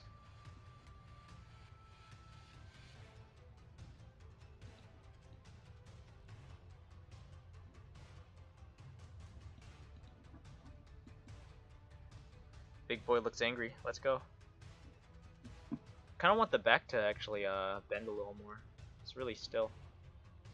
Just a little. Oops. Wrong frame. And I think I'll also have the head rotate along with it.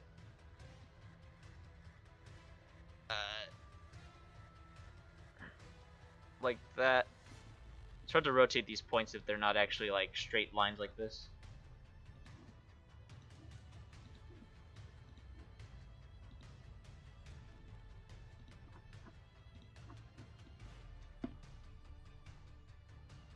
Okay, so I don't like that movement at all. So let's change it.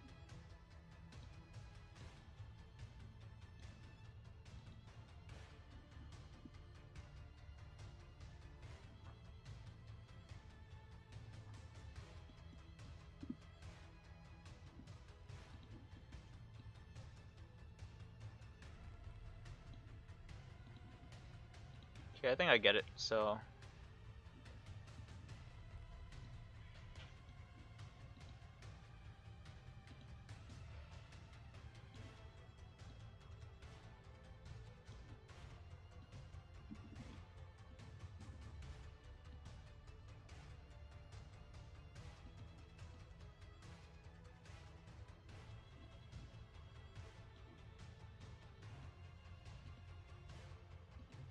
Nope, not that.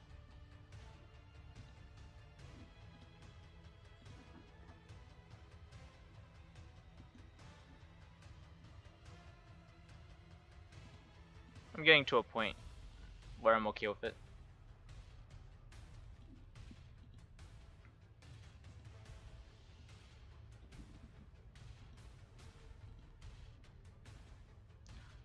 Okay, images is turned off so I don't ever click on those. That's good.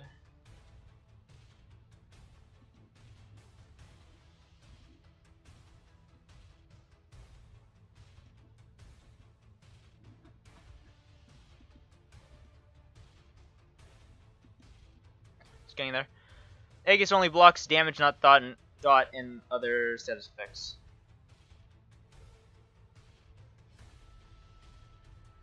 Is there a lot of debuffs through the dungeon?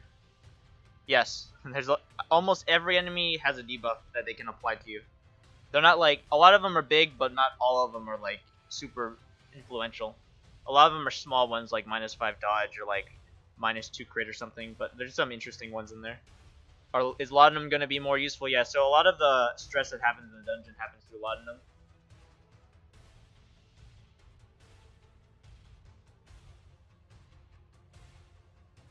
Oh, no, sorry, I got a text about tonight.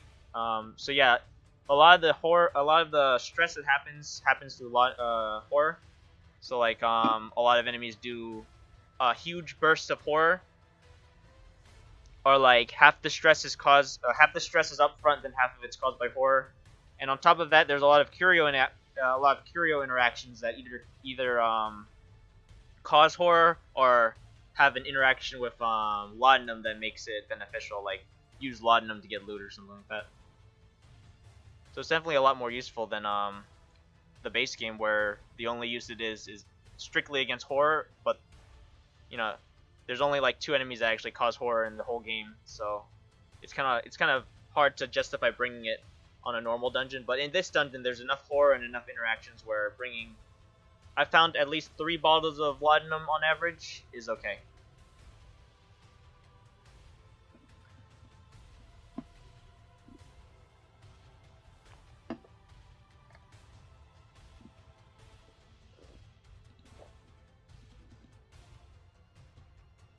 Let's do some cool arm movements with Krabby Boy here. These are probably gonna be really extreme, so we'll tone it down where it need be.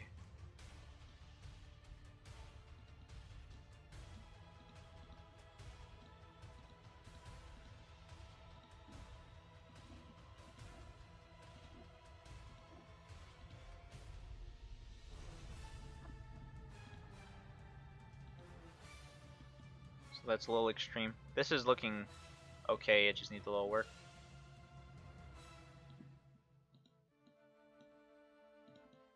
I think I want that instead. Oh man.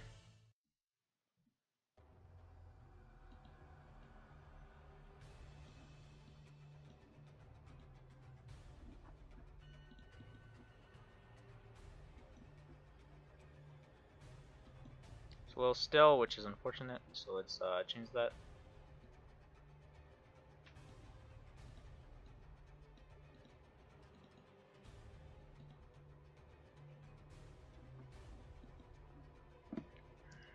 It's ready to shank.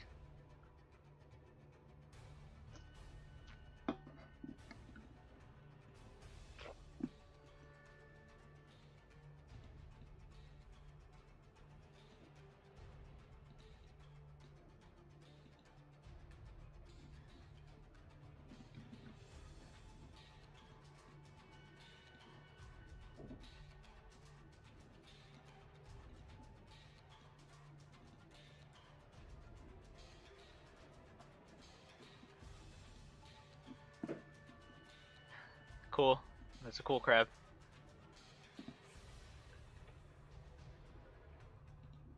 That's right, I wanted his mouth to do the Uka thing where it like snaps really fast. Look how that's done. 1, 2, 3, 5 total, okay. So let's do it.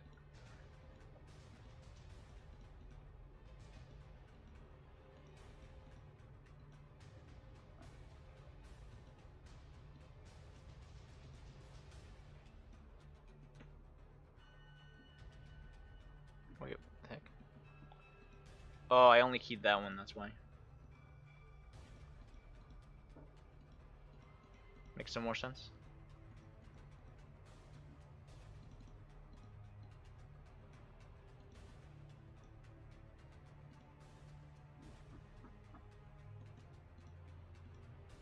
So I'll definitely, I think I'm gonna rotate it actually. I think rotating it will do something cool. Hopefully.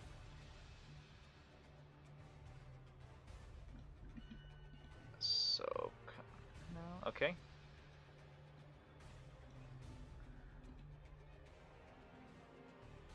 Interesting. Are those, let's see. Yeah, they're just straight lines, okay. So let's just copy this a few times.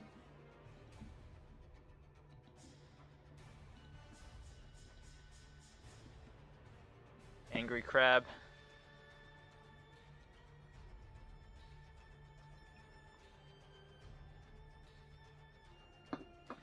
Yeah, instead of swords, it's dumbbells.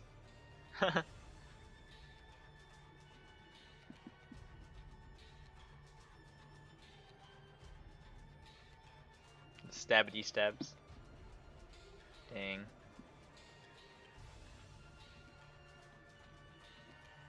So let's add the breathing. Where'd it go?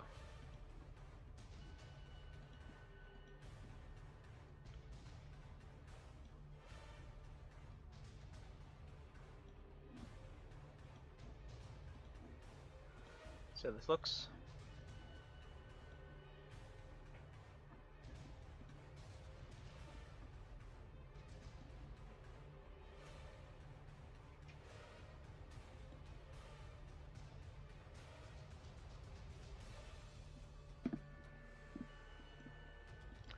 So I want this shell to be obviously moving, like it's heavy. Probably this too. Just a little, just move a little down.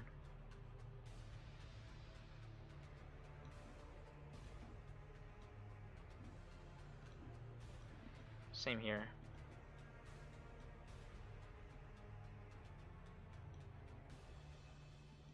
Just a little bit. It's almost 4. I'm kind of getting close on time actually, which is great. Yeah, that looks good. Maybe even more. I might exaggerate even more actually. So it looks like from this guy it actually goes up, so I might do that. Let's try that on this shell.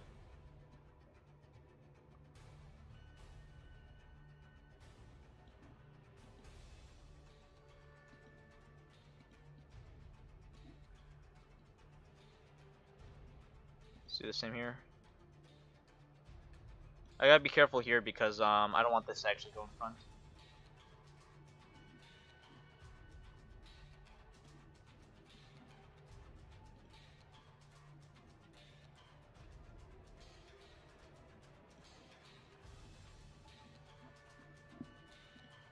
This is gonna be fun. Making all these weapons swinging and stuff, that's gonna be insane.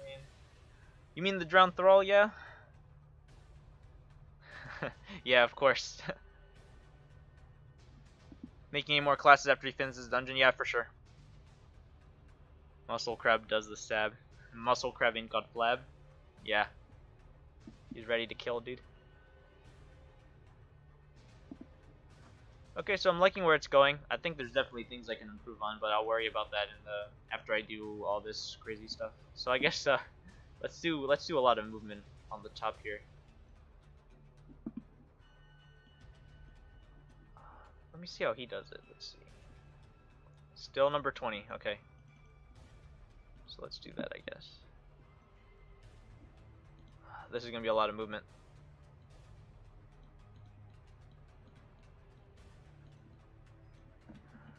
Oh snap. Okay, so I messed those up. Let's go reconnect those. I named them wrong. That's what happened. Okay. What weapon is that?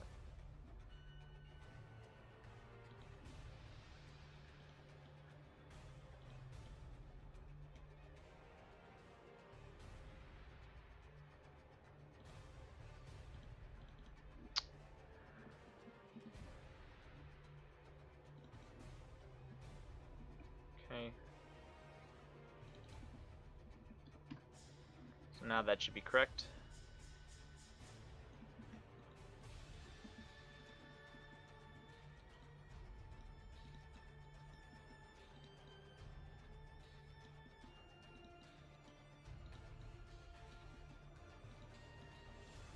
So much movement.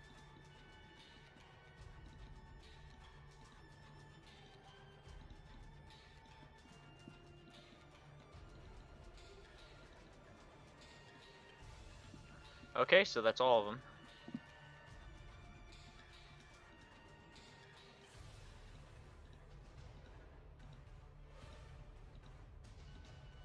This will probably look really silly the first time around, but we'll make it look cool.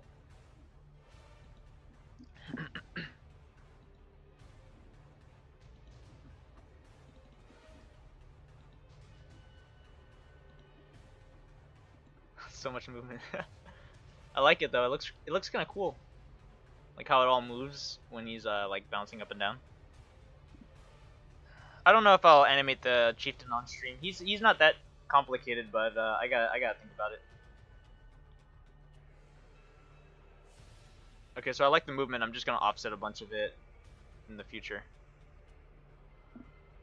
When I get to that, I actually need this one to offset as well. So.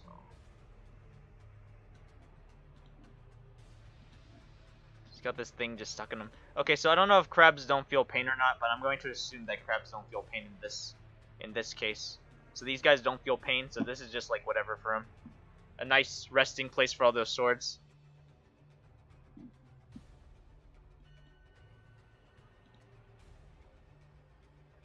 Yeah, we're just going to assume that crabs don't feel pain. Or if they do feel pain, then this is probably a pretty thick shell, so these aren't actually hurting them at all. We'll just assume that.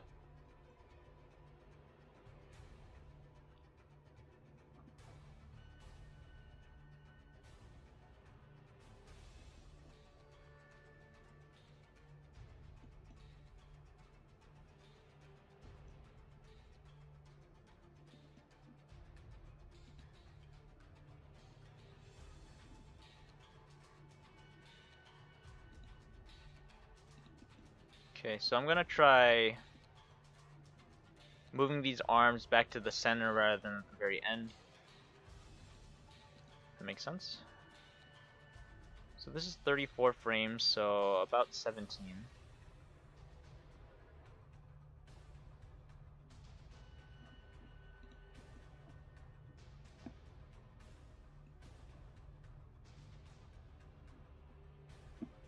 Interesting.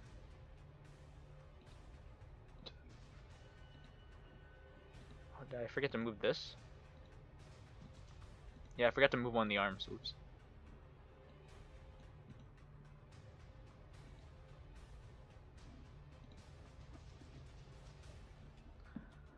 So I actually want this mask to move down a little bit as well, so let's do that. Just a small movement. Oh, okay, where's the nose connected? It's over here. Gotta go fix that.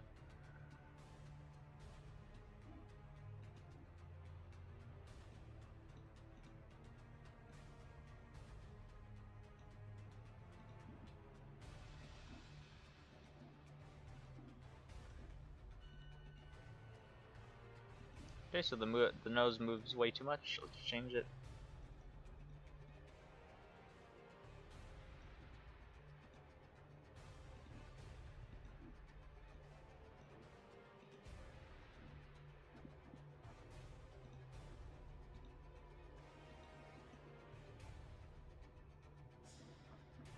Okay.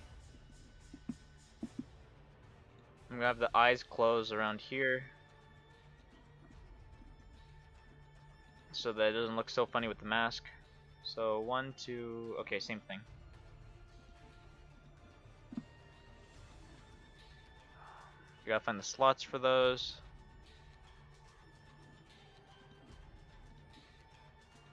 Close around here.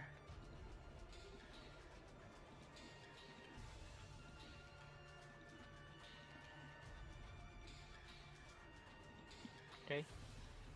So now he blinks.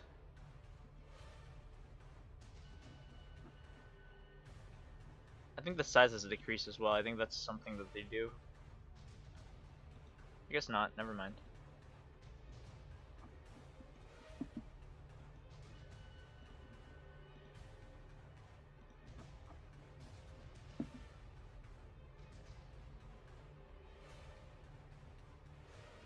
Cool.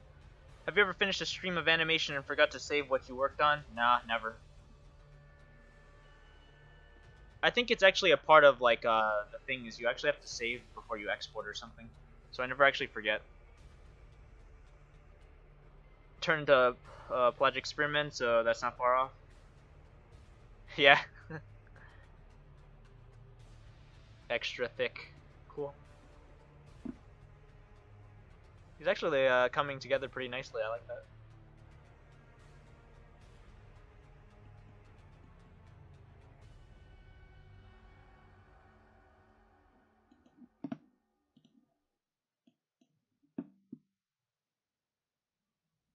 I'm just looking at this guy for reference, because this is the actual Crabman, so I gotta make sure that this is semi-resemblant to that. This arm needs to move some.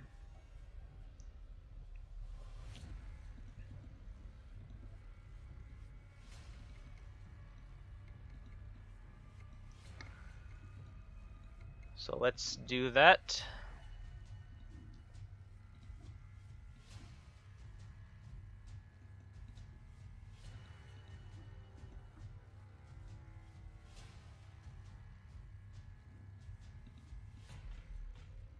I'm gonna make this arm move up like he's like doing a pull up on his own spear, which sounds really painful, but it sounds pretty metal as well. So let's do that. Number 20.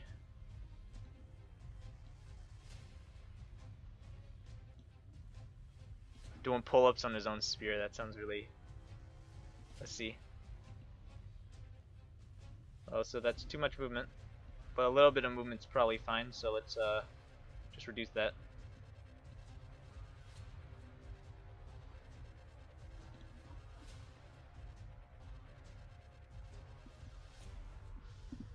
Let's see. I gotta do some stuff there to make it look cool.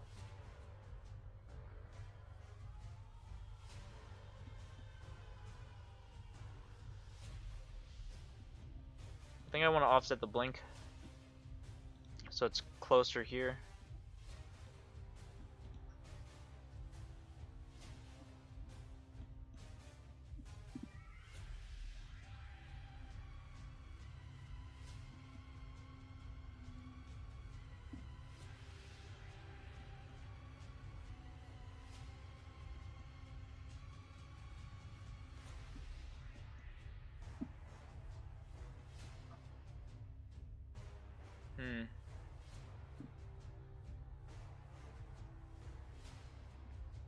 Let's try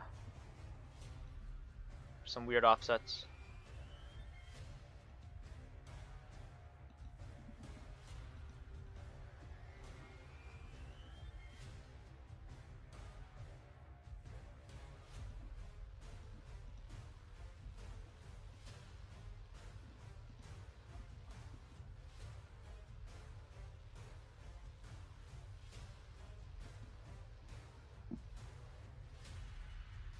Freaking four-armed crab. There's too many curses in this game. Fishman curse, Crimson curse, and now Harpy curse. Yeah. There's a curse for everything.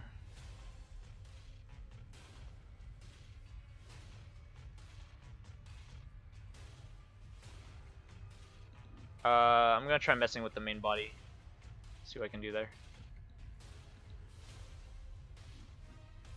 Oh, that looks interesting, actually.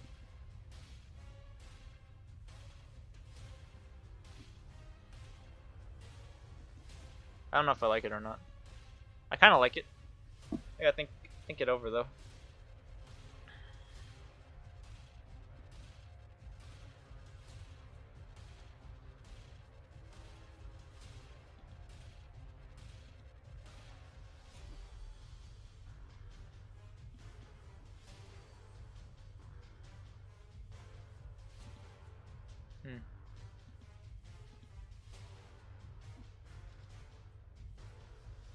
I think I want these to be more exaggerated.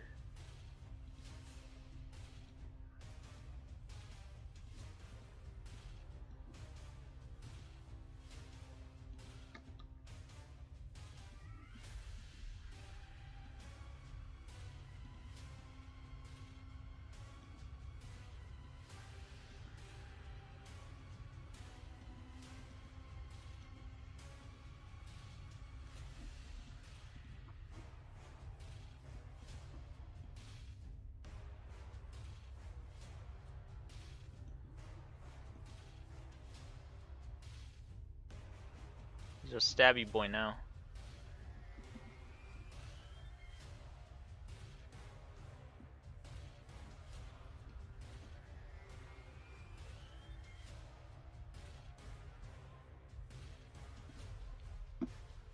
We'll see how I like that. I like it, but I don't know if it's gonna be too much. I gotta see what I do with the rest of the body. But that's not a hard change to remove, so that should be fine.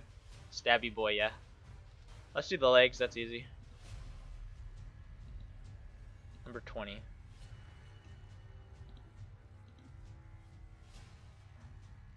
he going up? Yeah, he's going up.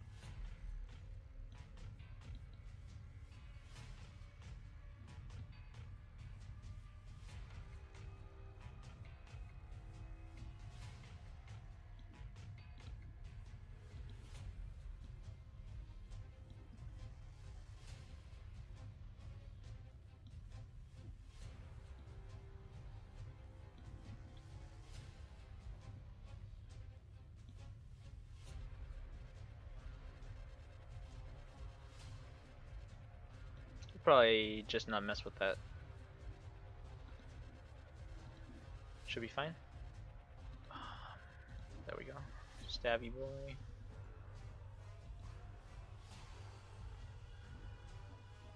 Actually, I kind of want to mess with that, so let's mess with it. So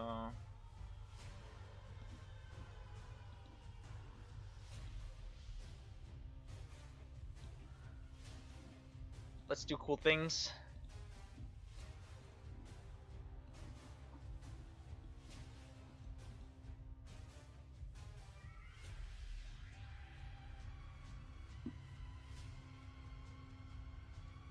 Swinging those arms. I think I can afford to just slightly tone that back.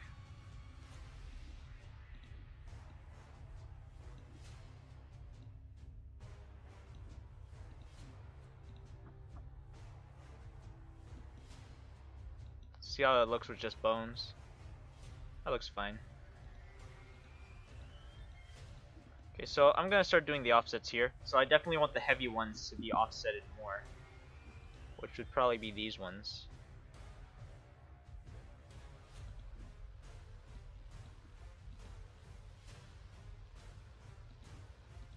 And try offsetting this again.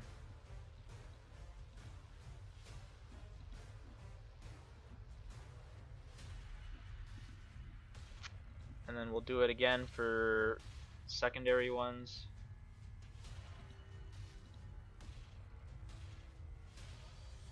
Just a little. That one's a little insane.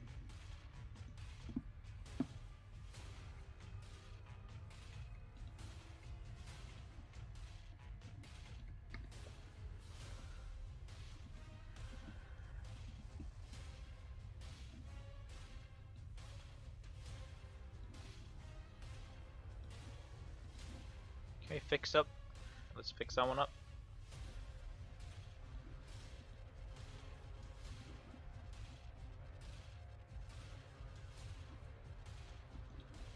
Let's go back. I think this one actually started a little higher, so I'm gonna change that. Yeah, something like that. What's up, Essence Kwai? How you doing?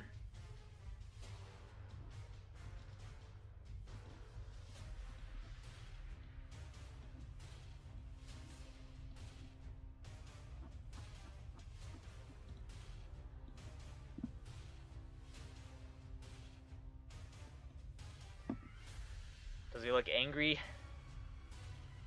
I'm doing good. This animation actually came out pretty good. Like it didn't take me long to actually make it, which is awesome. Saves me a lot of time because I have things I gotta do before my things tonight. I like this though. This hand obviously could be doing something a lot cooler, so let's do that.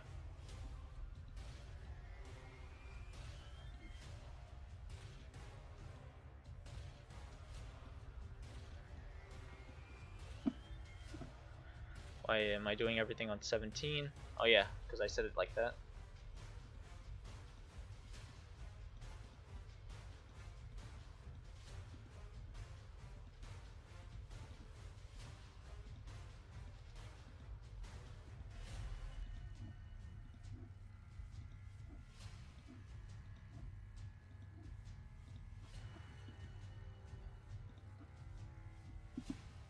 That's a lot of movement.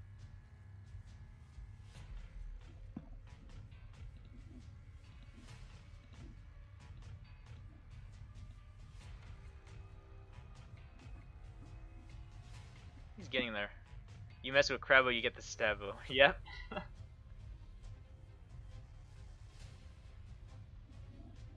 is this? Twitch Prime. Okay, cool. Let's see. Looks right pissed. Yeah. He should be, because he's the angriest crab ever. So yeah, this is the guy who's killed the most heroes during playtesting, which is interesting, but cool at the same time that this guy's actually threatening enough that I would lose heroes against him. And it's like, sometimes it feels a little unfair, but that's mostly because of the party comp I bring. Because he wrecks position 1, 2, and I bring position 2 occultists a lot, because I like having 2 back rank attackers, because that usually means I have good damage projection to all 4 ranks. But bringing a rank 2 occultist is really dangerous in this dungeon because everything does so much damage to rank 1 and 2. And this guy's no exception. This guy can wreck occultists like no problem.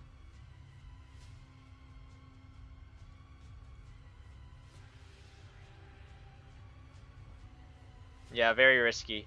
Usually I'm okay with position 2 occultists because the enemies in rank 1 or 2 aren't as dangerous as they like the rank 3 and 4s, because you know rank 3 and 4 does like a bunch of stress, and that's usually what ends runs for me. This is the opposite. In this dungeon, the biggest thing I worry about like half the time is actually damage, because all the enemies just hit so hard. There's no like super weak enemy. All of them hit really hard. I think the weakest enemy in this dungeon is probably the Carrion Eater, the guy from the Weald, the worm. That's probably the weakest enemy in this whole dungeon. Next to like maggots maybe. But I still think maggots are a little dangerous because they have a high crit.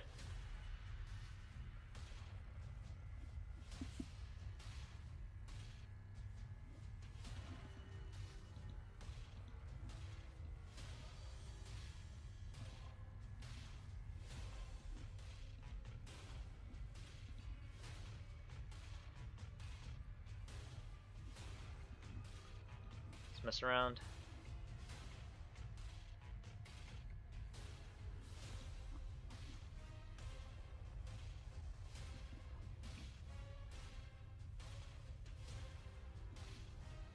He looks interesting. I like this. Destroy me with 2 actions. Yeah, he hits super hard. It is. Yeah, he. Okay, so the other thing is that this guy actually has really high resistances all around. I think his weakest resist is blight resist. Yeah, that's the weakest one he has. Everything else is really high. He's got high debuff resist. He's got high stun resist. He's got high bleed resist. He's got high move resist. I think that's all of them. And he hits really hard. The only thing he doesn't do is stress damage, so you never have to worry about stress against him. You just have to worry 100% about the damage he does to your party. Okay, I'll be back.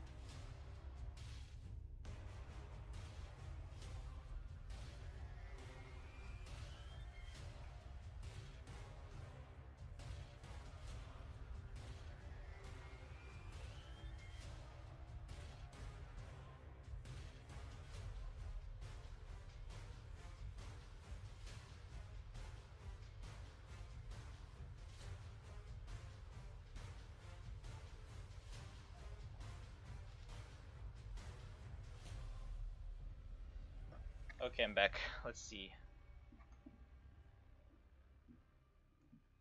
So he can't just be dotted. You just need blights to kill him.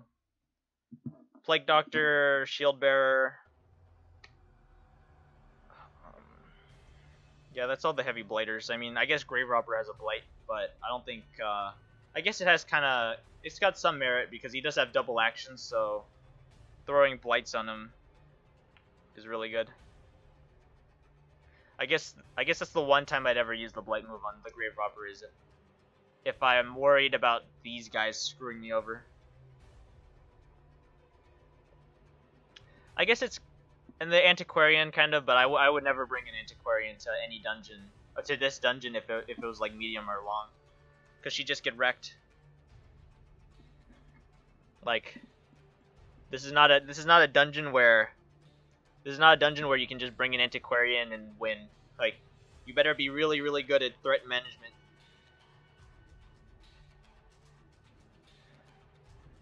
Yeah, I guess a Grave Robber would be great because you can lower their blight resist, and then that would just make it easier to pile up blights on them. I don't know. There's also the other problem that bringing a squishy team against this guy is like insanely dangerous, because he applies bleeds. and he also does a lot of damage. So he could apply a bleed to one character, and then next action he could just decide to hit that character again and kill him. So you gotta be really careful with how you deal with this dude. I'm liking this animation though. It's looking good. Let's do some work here though.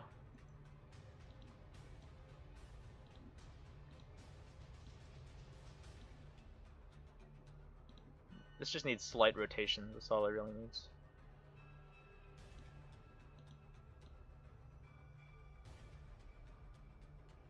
This is so hard to control.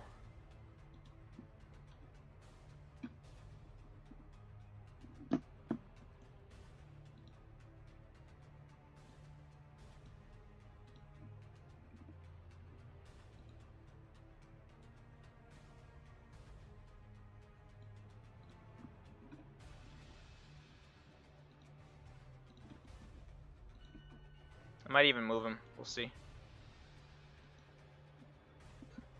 Only reason why I'd ever consider bringing a Crane against this guy is bring his Blight Resist down. Yeah, but then, you know, the problem is then the Grave Robber can do the exact same thing. I don't know, I guess it depends if you're bringing a Grave Robber or not. I guess I would, yeah, I don't know. I think Grave Robber's fine in this dungeon, actually. She's got good projection of damage. She does a good amount of burst on turn 1. The only problem is obviously she's squishy, and she jumps herself to rank 2, which is really dangerous. We'll see, though. I haven't messed with Grave Robbers too much in this dungeon just because I don't have a high level one, but I'm getting there.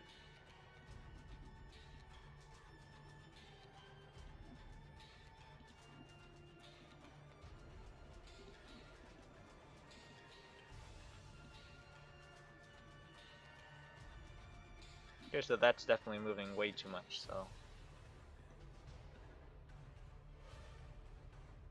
Specifically this one.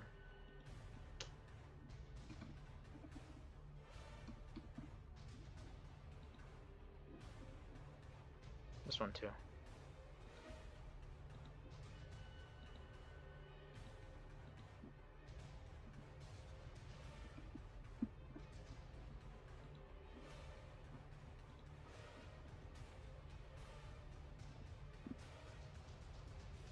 They might still be moving too much, darn.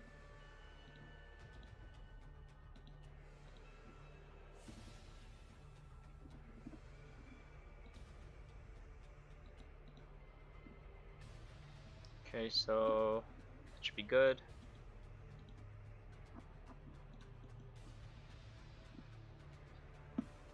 I think it's getting there. I just put her in 3 and then just Blade if I got it. Okay, yeah. Dodge parties are great. They're just a little risky on champion dungeons. Mixed enemy parties could possibly spell death for all, to be honest. Yeah. Yeah, buffing dodge would work. The only problem is you gotta survive turn 1. I guess if you have a frontline that's not super squishy, it should be fine. But there are a decent number of dodge debuffs, so you gotta worry about that too. I don't know. We'll see. So I want to offset this one.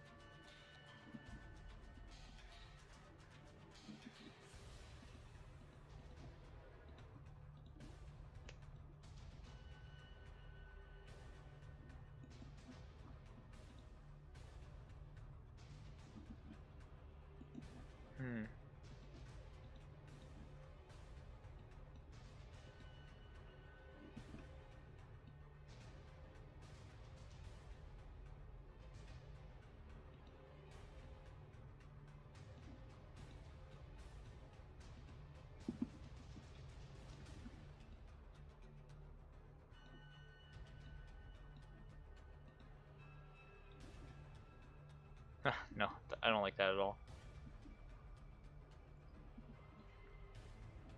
gonna be a little rough.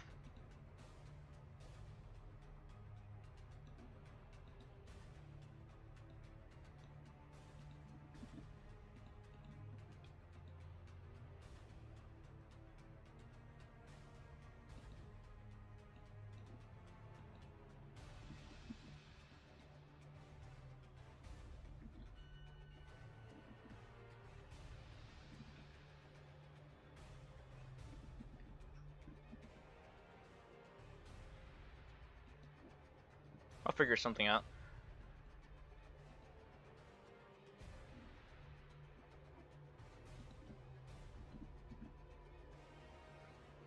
I would use lunge as a reliable finisher, but probably not mid-fight.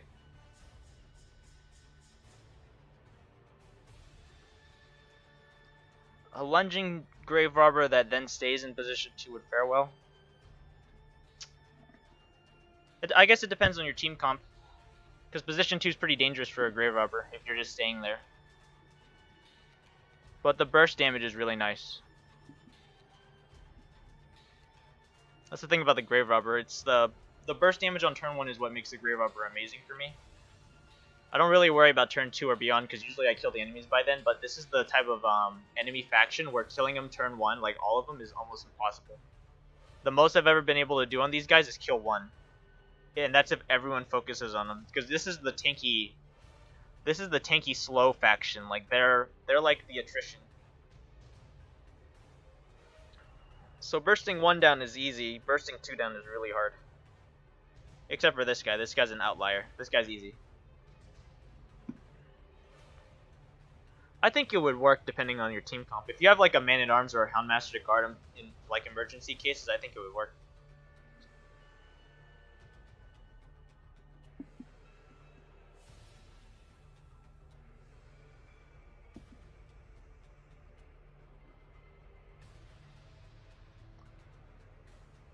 So I want to offset this arm. I know that for sure, so let's do that.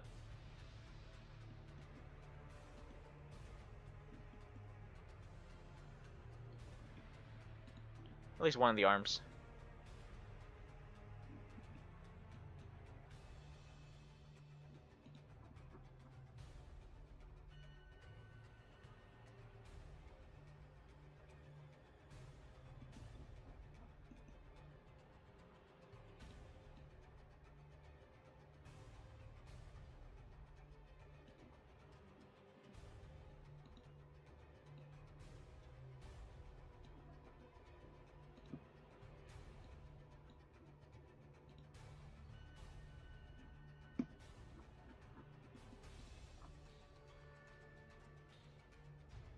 I think this guy's actually really close to done.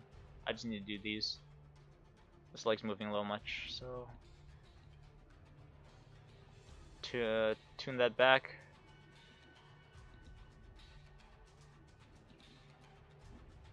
Have these bits swing around.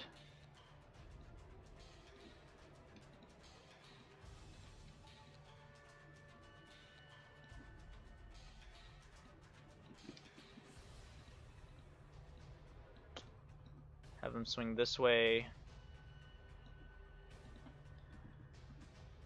What's up, Prince Butter? How you doing? We're almost done with the animation, actually, so you can see the good part. You don't have to see any of the boring setup or anything.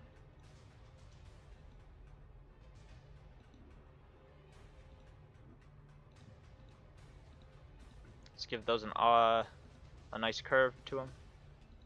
And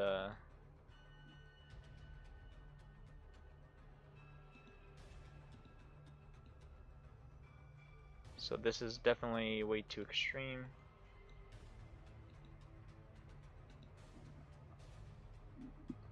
And I just have to offset some of those.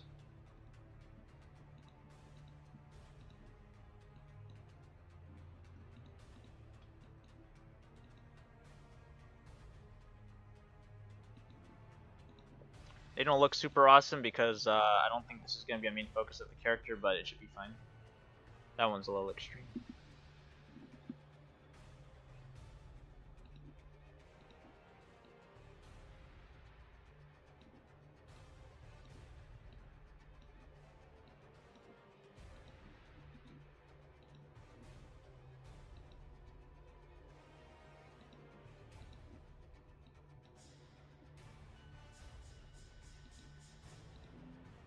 Okay.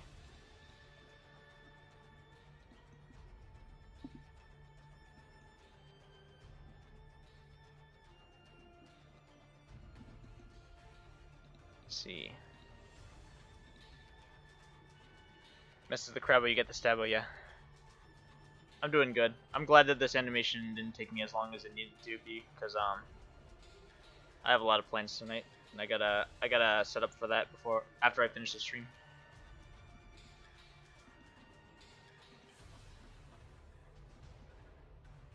Crabman's looking good. I like it. Here we go.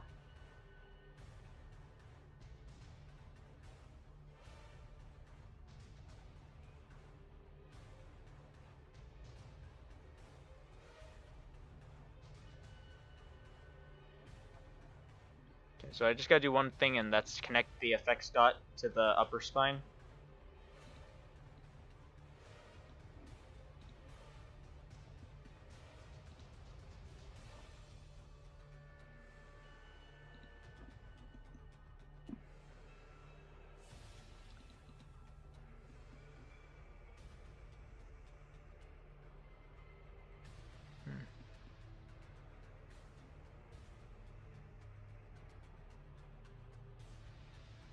Looks interesting.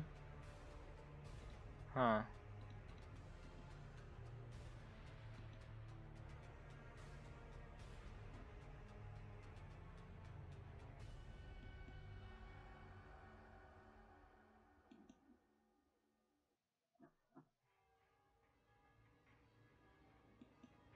I think that's done, guys. Pokemon Machamp, yeah, with the forearms. Yeah, I think he's done actually. I think that's all I want to do on him. Obviously, we gotta see him in game to see if he actually looks good, but I think that's good for now. For a first run. Okay, cool. So I'm gonna go delete all the reference, and we can see him in game. Is the broken sword in its bottom left hand a Dark Souls reference? No, I've actually never played Dark Souls. I've seen some videos of it though. I know that there's a DLC called The Sunken City for Dark Souls, and I actually didn't know that when I made the title for my dungeon.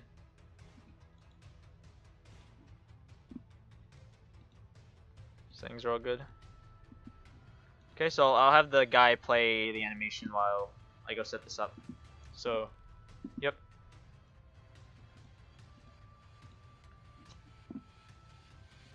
Okay, let's see.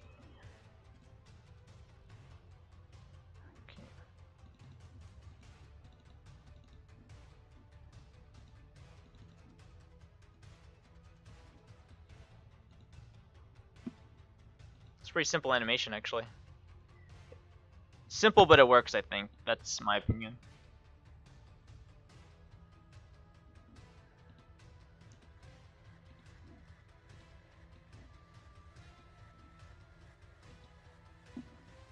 Should be loading.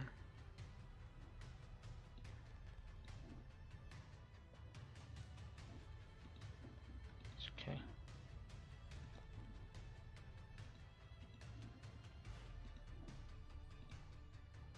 Any tips for beginner animators? Do a lot of animations. Learn the tool that you want to do the animation in and just do it a lot. That's the simplest advice I could give. I guess if I wanted to give like more specific advice, it'd be watch a lot of animations you like and understand why you like them, like the motion, what's really appealing about it, stuff like that. And honestly, just like get practice, like just do a lot of animations. I did a lot of stuff in Spine before I did Darkest Dungeon stuff, and they were definitely not good at all. But it helped me get a good foundation to be able to do more solid animations, like the stuff I do for Heroes. You're gonna play Sunken City in no light? That's pretty dangerous. I played my mod one time in no light and I got wiped on the first fight. This was the guy who wiped me actually. This guy wiped me on the first fight in no light. It's kind of interesting how the tankiest faction becomes the most dangerous in no light.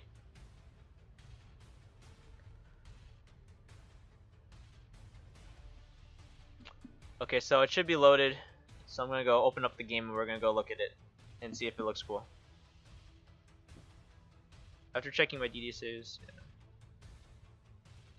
Yeah. Thanks, George. Yeah, all the swords and broken stuff. Yeah, everything's level 6. Well, the dungeon itself is labeled as level 5, but it's treated like the difficulty is comparable to a level 6 dungeon. The actual boss fights are gonna be level 6.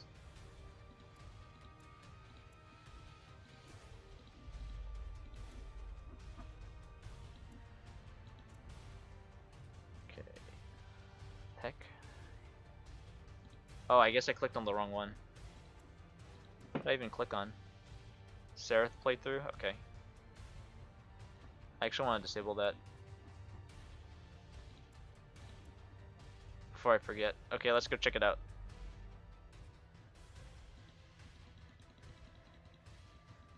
Yeah, I got you. That makes sense, yeah. It is like endgame content. That's what this is just strictly endgame content, so makes sense.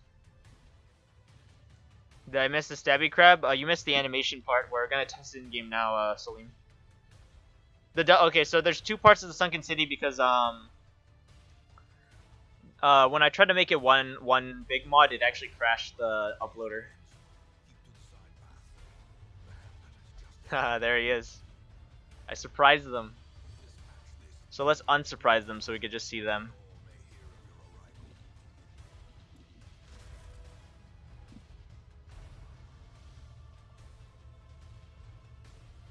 Okay, so give them a second to all attack and turn into different fishes. Should be good.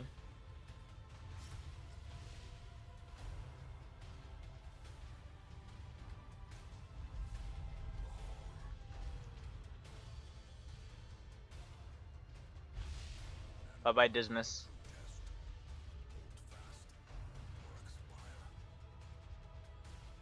Should be good. These guys are like low speed. Hopefully I don't die. I don't want to die when I'm testing it.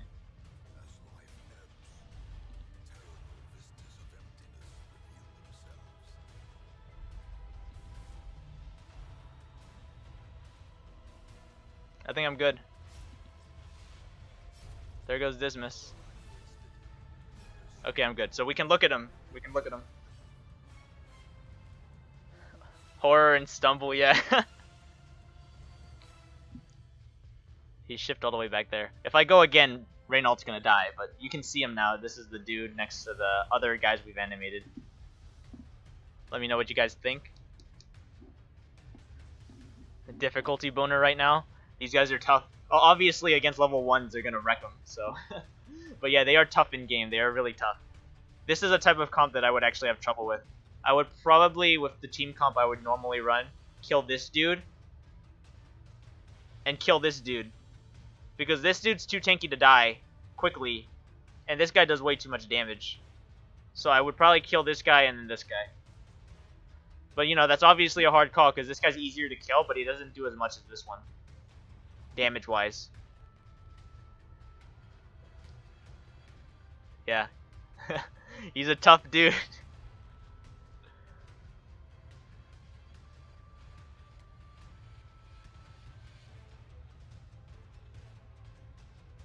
The second crab, this one, the Dredger, he's like a support character. He does horror as his main stress damage, and then he does like some attacks if he's in the front where he lowers bleed resist and marks characters with his vomit. He like vomits and marks people. This guy's the real threat though. This guy's insane. I don't want to nerf him though because that's like the awesome part about it is that when I run into this dude, I'm actually afraid I'm gonna lose a hero. And it's not like one-shot kill. He has 2 attacks, so he attacks one person, and then usually you have a turn where you kind of have some reaction time before he attacks a second time.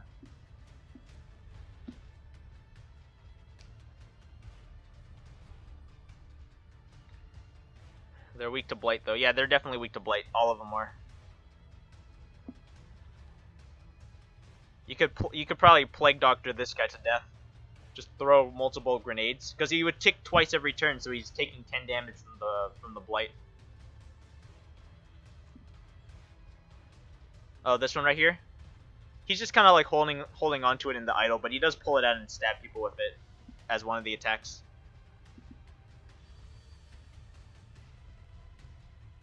Easy peasy, rely on 2 to 3 depth flow resists. Yeah. Custom backgrounds for the Sunken City, yeah, definitely. I got, that's gonna take a lot longer for me because I'm not an environment artist. So it takes me a lot longer to do things like that, like backgrounds. But I got stuff in the works. Blight Brigade, indeed. Riposts do an interesting thing with him. If you have like a riposte hero and he does like a lot of the AoE attacks he does, then you could probably cut down his health a lot. I found that Highwaymen are actually really awesome in this dungeon because so many of the enemies have 2 actions. So the Highwaymen, usually if you just use the Highwaymen in riposte, then they might hit him twice and just die on turn 1 without you having to do anything. And then you could focus on the guys in the back or the other dude in the front or something. Yeah, I'll make custom traps for this as well, for sure. I'm gonna treat it like a completely new dungeon released by Red Hook. So I'm gonna do everything that would encompass that, like new traps, new backgrounds, new curios. The only thing I'm not gonna do is new music because I suck at making music. Yeah, so I'm looking at this guy in combat and he looks pretty cool. So I think I'm happy with the way I did it.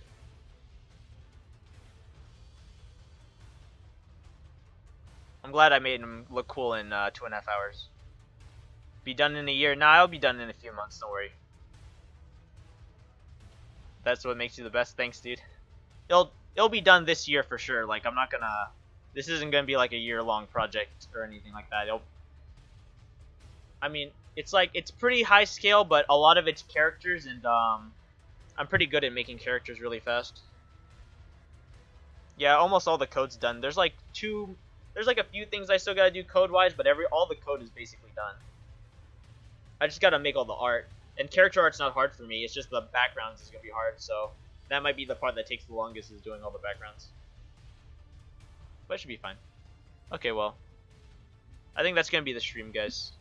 Ask someone to make custom music for free. Maybe I gotta look into like people I would want to collaborate for music, but yeah, that's gonna be the stream, guys. So if you enjoyed any part of this stream, hold on, give me a second. I gotta plug something in. If you enjoyed any part of the stream, please consider following me on Twitch and supporting me on Patreon. So, I stream every week at 2 p.m. PST. I do a different creature every week, animate it completely, and then we get to see it in game, you know, like moving with the other creatures that I animate. Next week I'll do a cultist. I'll do the cultist lady with the harpoon. That one's a pretty fun one. That's another one that gives me trouble when I'm playtesting, but it'll be fun. So she'll be cool. What else do I want to say? Yeah, that's pretty much it. Okay. See you guys next week. Bye.